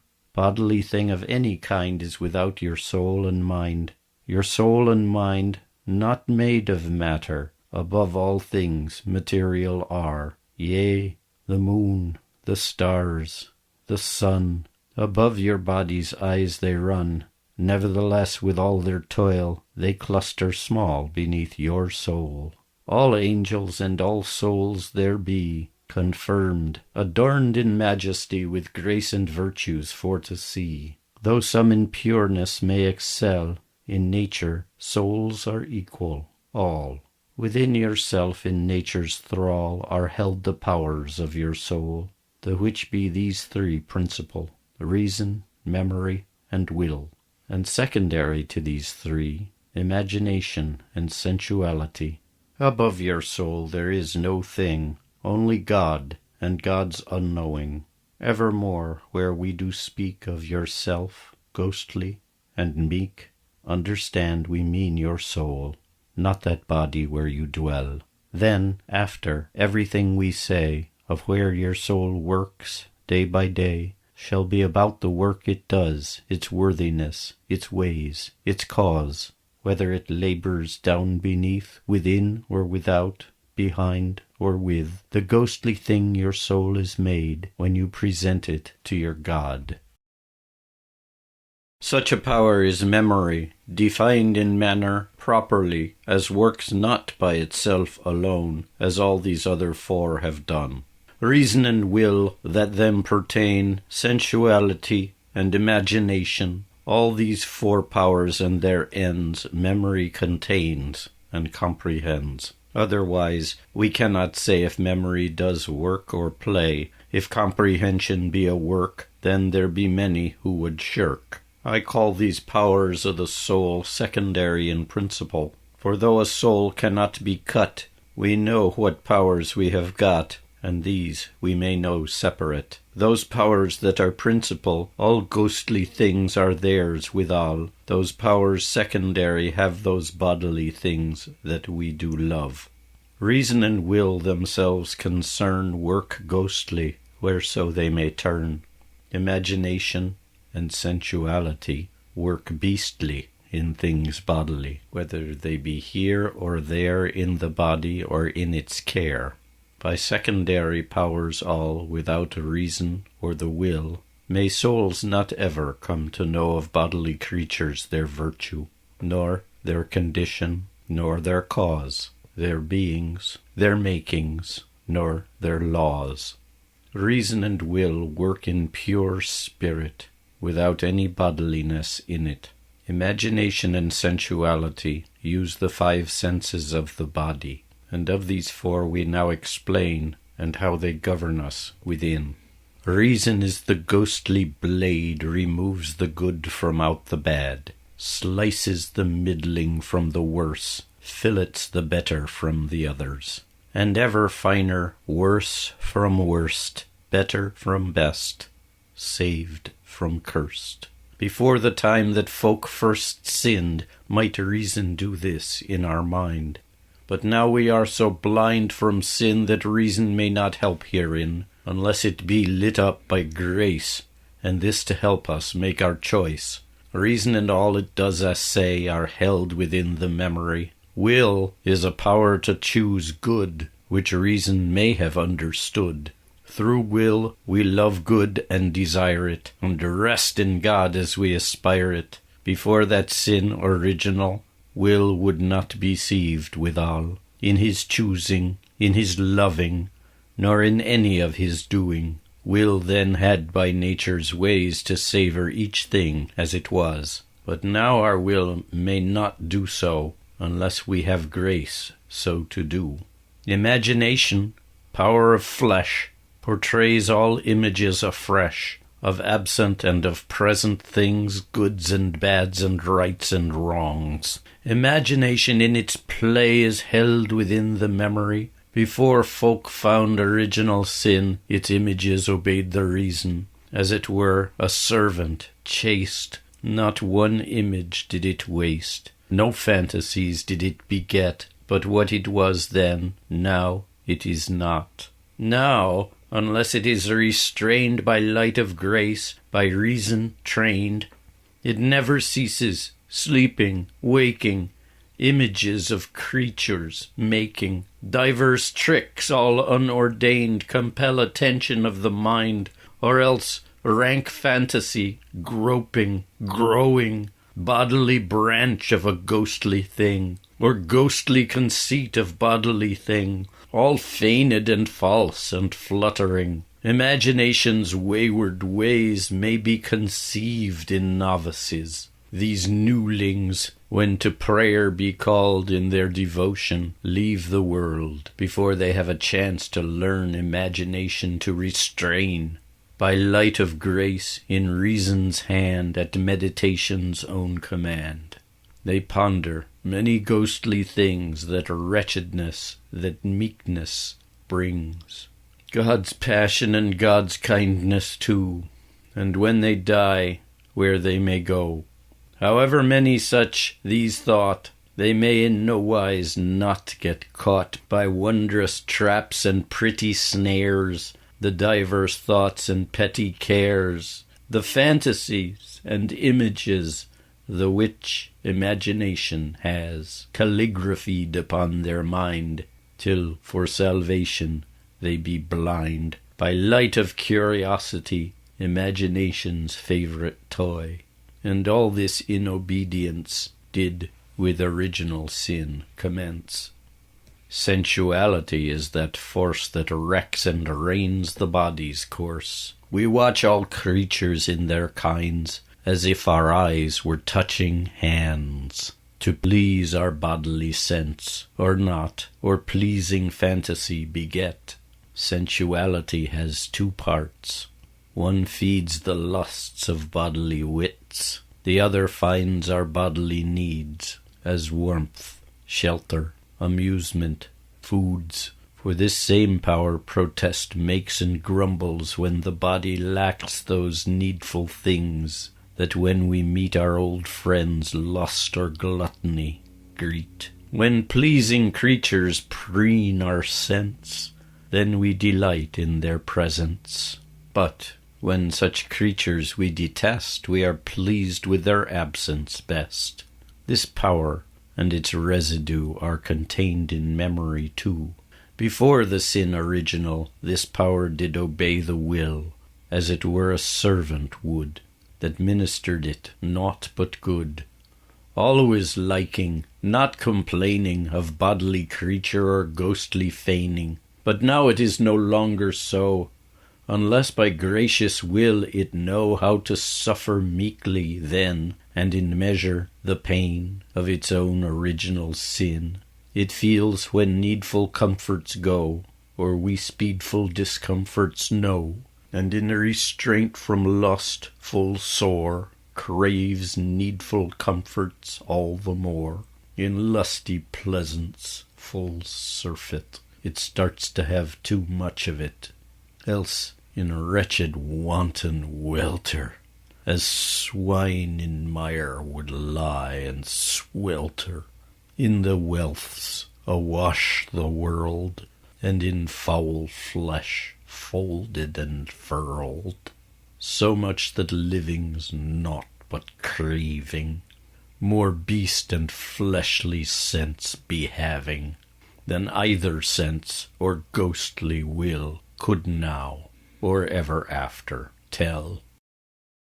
Lo, ghostly friend, such wretchedness as here thou mayest well assess. See, we be fallen in for sin, and still we seek for more herein. Therefore, what wonder do we have, though we be blind and sins deceive, that we these ghostly words know not, especially if we know not yet the powers living in our soul, the way of work to make us whole. For when the memory works along with any sense or bodily thing, be it ever great and grand, taken to never so good an end, then you beneath yourself must fall, without attention to your soul. And when your memory must recall the subtle conditions of your soul, your workings midst all ghostly things, vices or virtues, wanderings, or think of ghostly things that are equal and proper for your nature, so that you might by this work learn to know yourself by where you turn, then you are still in your own mind, and even with yourself are blind. But when you feel your memory's gaze rest on no manner of thing that is, bodily, ghostly, all is one, self-substance as of God is done. As it is, and may it be, in the proof this book we see. And then above yourself you float, and beneath God, and you know it. And you are yourself above, because ye come there by pure love, where nature never could bring you.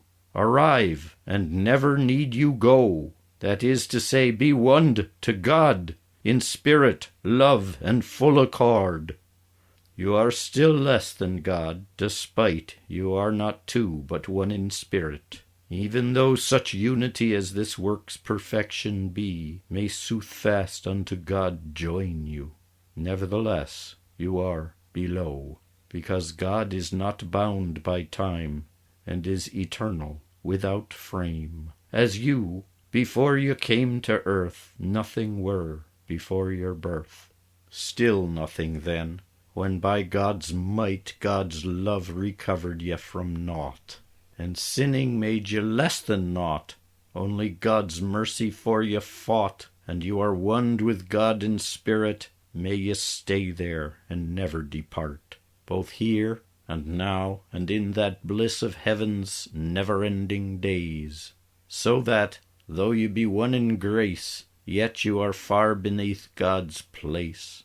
Lo, ghostly friend, here may ye see somewhat in part that mystery, that who knows not their own souls mending, may be deceived in understanding what ghostly things I may have writ, and therefore may you know somewhat why that I dare not plainly bid you show your liking unto God, but I said childishly, to hide and cover what your soul displayed. And this I told you all for fear that ghostly things may bodies wear. Gather your powers, some will say, let all your wits come into play. Build yourself a monument and worship you your God within it. Yet I say, no, for very fear that you your own deceit declare. I tell ya, send your powers away, and you down in some small heap lay.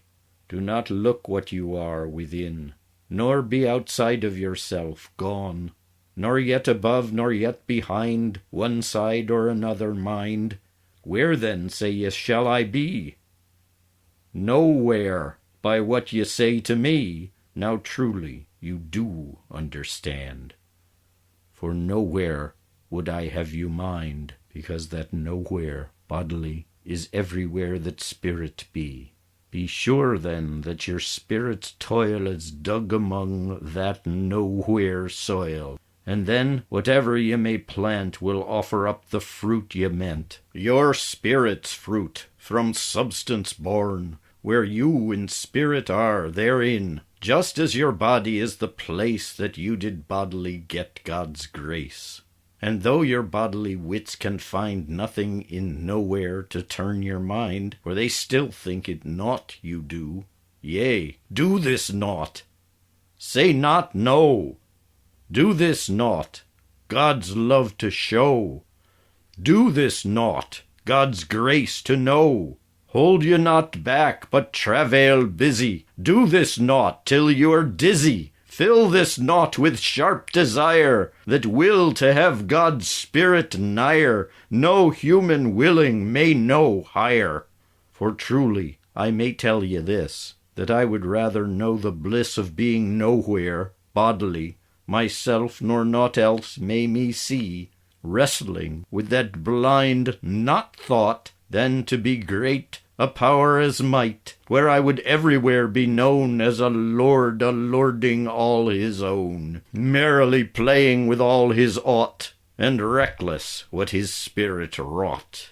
Let go this everywhere, this ought, embrace this nowhere, and this naught, and if your wits cannot embrace it, spur yourself the more to face it. Surely, love it more than all, so worthy is this precious nil. We cannot reason thereupon, and may be better felt than seen, for it is blind, and dark, extreme, to them that have but recent come. Nevertheless, I truly say, we are made blinder by its ray, by ghostly light's abundant gleam, than by a darkness, how so dim. Who is it that calls it nothing? Surely it is some outer thing. Our inner soul knows it is all, for of it we are learned well. We know the reason of all things, bodily or ghostly beings, all without any special sight, save seeing there the thing that's not.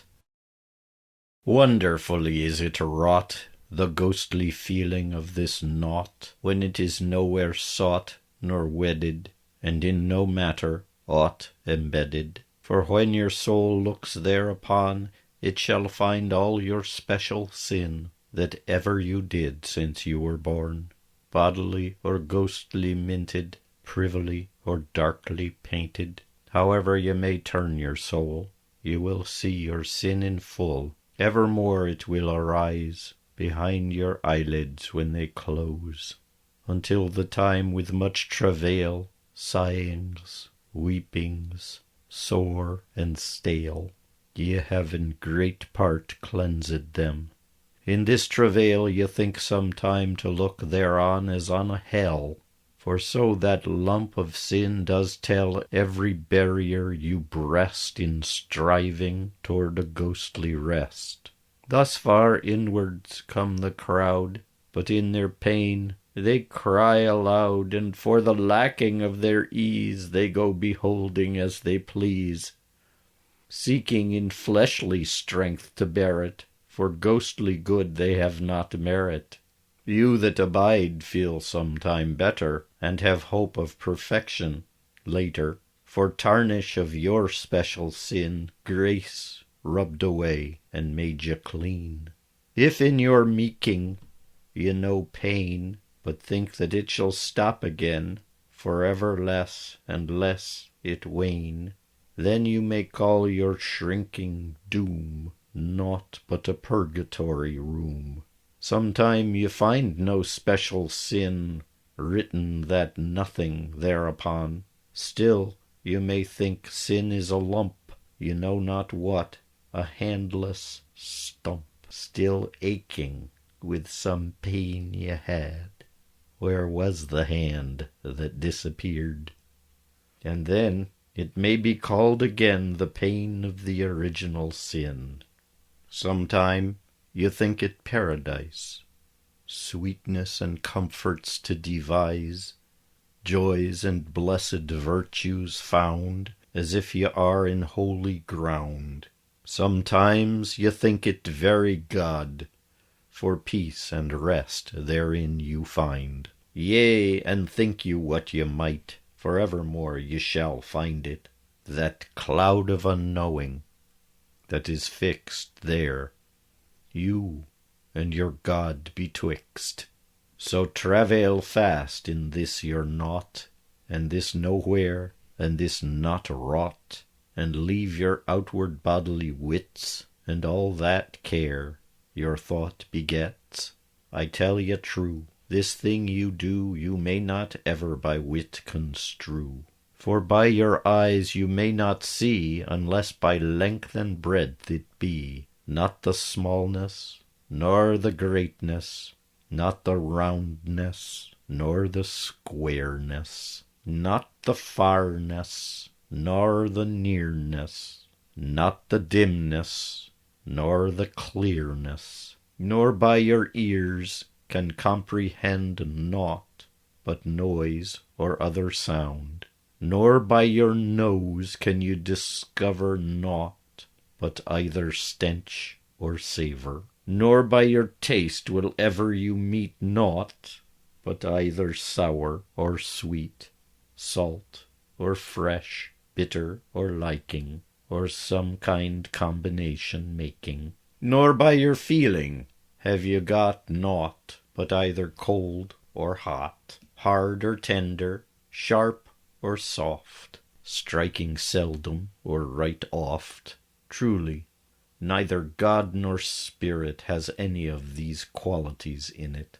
Therefore leave your outward wits, and all that care your thought begets. For those that walk the ghostly path, workers within, imbued by faith, who think that they should somehow see, hear, smell, taste, or feel things ghostly, either within or without their view, surely they be deceived anew, and as 'twere backward on a horse, ride wrong against the natural course. For nature had it so ordained that sense to solid things pertained, that with our senses we should know all bodily things and what they do, but nowise by our sense may we come to know of things ghostly. But if our senses cannot know, where senses fail, we may follow.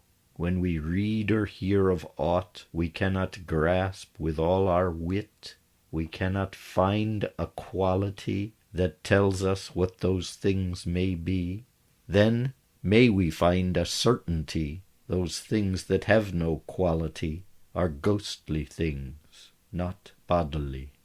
And when our ghostly wits do work, when we travail about the dark, trying to know the face of God, no matter what we understand, no amount of ghostly knowing will ever get us where we're going. Understanding cannot cling to unmade godly ghostly thing. Such a thing is naught but God, and failing it is sense unmade. For why, that where it cannot cling is nothing else but everything. Therefore it was St. Denis said, the most goodly knowing of God is that the which it may be known by unknowing, that all be one. So see somewhere what Denis wrote, and of the truth of this take note, for some find meekness not to say naught from their own heads as they may, unless by book and exegete some doctor's words they might complete. Now this is turned into display of cunning curiosity. You need this not. I do this not. For who has ears, let them hear it. And who believes, let them believe. And if not, then I take my leave. Some think this matter that we do so hard and fearful, where we go. They say it may not become to without much labour, cry and hew, nor but seldom can take wing, and that in time of ravishing. And to these all I answer this, it matters not what kind of ease, what kind of struggle or of plod. Your work rests in the hand of God. If you have ableness in soul, you will give it your all in all. You will contemplate in grace and ghostly work within your place, and some day you will see God's face. For some there be that pick and prize with much long ghostly exercise, and yet no matter what they do, may not or scarcely come thereto. Full seldom have we heard their word in special calling of our Lord, that he may them perfection bring in what is called a ravishing. And some there be so rich in grace and filled with spirit beyond space, friendly with God, filled with affection in this grace of contemplation, that they may have it when they will in common state of their own soul, as it may be, sitting and talking, standing, kneeling, praying, walking, yet in this time they have full use of whatever wits they choose. For example, we may see Moses on his mountain high, and also, for a second example, Aaron the priest inside the temple. By grace of contemplation is meant the ark of the Old Testament, and the workers in this grace are they that same ark did witness. As in that ark was there encased jewels and relics as they pleased, right so in this little love put on that cloud there up above are all the virtues of our soul, the soul which is God's ghostly temple. Before he might come see this ark, how it should be made to mark, Moses with great travail climbed up Sinai the mountain to the top, and dwelled there, and there he was labouring in a cloud 6 days, abiding to the 7th day, that our Lord would show him the way, the manner of this fine ark making, he might be back down with him taking.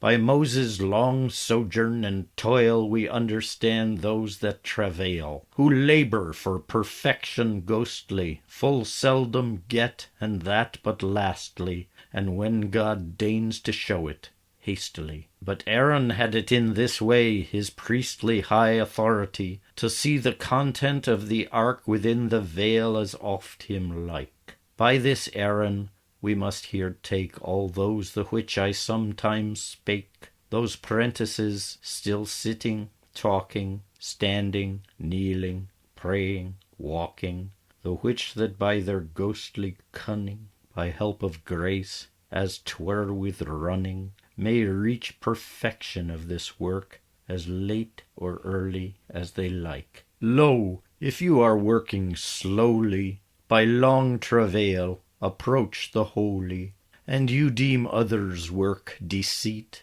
if they are rapid on their feet, and wish them come to it more slow, and not without travail and woe. Or perchance on that same manner you may be some small beginner, that may have bliss whenever you will, and deem the others laggards all, saying that they would holier go if they could work as well as you.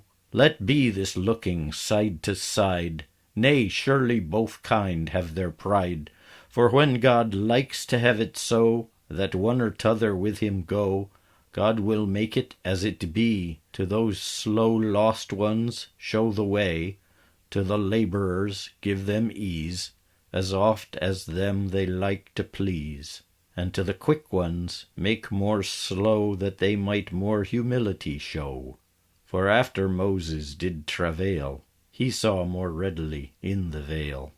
3 men there were that came and went with this ark of the testament, Moses, Aaron, and Bezalel, and they reveal us this example. Moses saw on the mountainside how the ark it should be made. The ark was wrought by Bezalel, who took and put it in the veil. And in the temple Aaron passed to see and feel it when he list. In the likeness of these three ways of contemplation see. Sometime we profit but by grace, when we our ways to Moses trace. For all his climbing up the mount, but seldom could he look upon it. And that sight only was because when God so chose to show his laws, and not for Moses' recompense of his travail or penitence. Sometime we profit in this grace by our own ghostly calculus. Then be we like to Bezalel, who made it by his own travail, and followed him, the plan from God that Moses on the mount was showed. And sometimes we profit in this grace by others' teaching. Then we trace our skill to Aaron at his work, in custom to see and feel the ark, that Bezalel so finely wrought and readied for his care and thought. Lo, ghostly friend, in this our work, though childishly and lewdly spoke, I bear, though I write as a wretch, unworthy any child to teach, the office of a Bezalel. I pray to God I may not fail. Here I make, and here declare in manner to your hands in prayer, the manner of this ghostly ark, whereon we sail into the dark. But far better and more worthily than I do will it be if you may work as if you Aaron be, that is, working continually for both of us, for thee and me. So do on fast, as I pray thee, for very love of God on high, and since we both be called of God, to work this work and plod this plod, I will for God's love as a sign fulfill in yours what lacks of mine. If contemplation is askew, in body and soul, not right with you, then leave off playing in this game. Take other counsel without blame. Please excuse me my defect, for sure would I have you perfect. By this your climbing and your running, the outcome of my simple cunning. And that is my intent in grace, so read this over twice or thrice, and ever the ofter is the better, the more ye shall conceive its letter. And if it does not work for you, then lay it by and off you go. Maybe some sentence crooked was, when first it passed before your eyes, but after second time or third, you think it easy, every word. Yea, it seems impossible, beyond my understanding full, that any soul this work may try, should read or speak it honestly, or hear it read, or spoken out, but that same soul should hearken it, feel it work within the breast, read, mark, learn, inwardly digest. So if you think it does you good, then you should heartily thank God, and for God's love pray you for me, that I continue in my way. And I do pray you, in God's grace, let none this book before them pass, unless you think the book will suit, according to where I have writ, of who should try to meditate, what manner they should contemplate. And so if you do share this book, bid them take their time to look. Maybe there is something therein, in the midst, when you begin, which hangs and ravels like a rope, or has not fully taken shape. But if such things be not there found, it will soon after by the end. But read one part and not another, and you may lightly meet with error. Pray ye work as I here say, and if ye still think that there may be more that you would clarify, I shall my simple cunning try. I shall amend it if I can, to satisfy ye thereupon. Fleshly janglers, flatterers, blamers, ronkers, runners, lion-tamers, never I cared who saw this book, nor never cared what they mistook. All those that read or hear me now think it good and liking how God does a work within this work that they feel when they read this book. I think this stirring comes the more from natural curiosity's store than any calling of God's grace or hearing of a godly voice.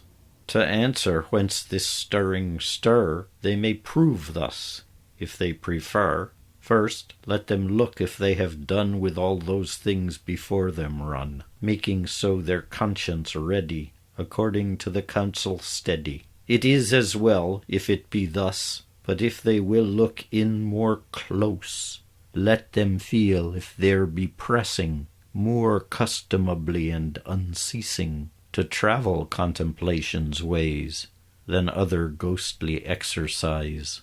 And if they think there is no thing bodily ghostly in its doing, witnesses so their conscience, expresses so their penitence, unless this privy little love pressed upon with all they have, be in ghostly way the chief of all their work, yea, all their life. If they thus feel, this is the token that God for this has them bespoken. I say not it shall last and dwell in all their minds continual, that every minute of the day they are called to work this way. For when the prentice starts to yawn, the first fruits are oft times withdrawn. Sometimes they do not wish to be governed so presumptuously, and think it is in their own power to have as they list, hour by hour. Though such belief were pride's disgrace, for more it does obscure God's face, and evermore, when grace withdraws, pride is certainly the cause. Not pride that is, but that would be, were it not grace were took away. Oft times some young fools do say that God is their worst enemy. God is their full friend, and mine, although sometimes grace is withdrawn. And then, amid their carelessness, they feel right oft, when it is thus, remorse, a full and bitter pain, that beats and beats them sore again.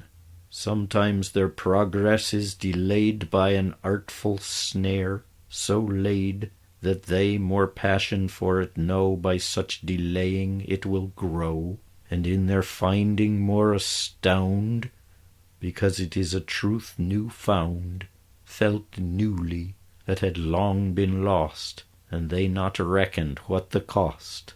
And this is of the readiest of sovereign tokens, is the best, that any soul may have to wit whether this work will them suit, whether they be called or not. If you feel after such delaying and long lacking of this praying, when it comes suddenly, as it does, unsought, unpurchased, a surprise, a greater fervor of desire, and larger love, and longing higher than ever any had before, so much that oft times, I declare, they have more joy at getting up than sorrow when they lost their step. And prentice, if ye feel this way, then you are called by God this day. Whatsoever ye may have been, God calls you now. God has you seen. For God cares not how you did sin, nor what amendment you did plan. God sees you with two merciful eyes, and what you try to be, God is. Saint Gregory my witness is that holiness grows by delays. If by delays your stirrings wane, they were never holy then. For you that feel joy less and less in finding new your old desires, however natural they are, these desires unholy were. So did Saint Augustine speak, that all the life of Christian folk is naught else than holy desire, and so to this we all aspire. Farewell then, ghostly friend in God, with God's blessing may you plod. Almighty God, I now beseech to those who serve, and those who teach, true peace and holy counsel bring, and ghostly godly comforting, that with abundance of God's grace they evermore be in that place, where from to see and touch God's face. Amen.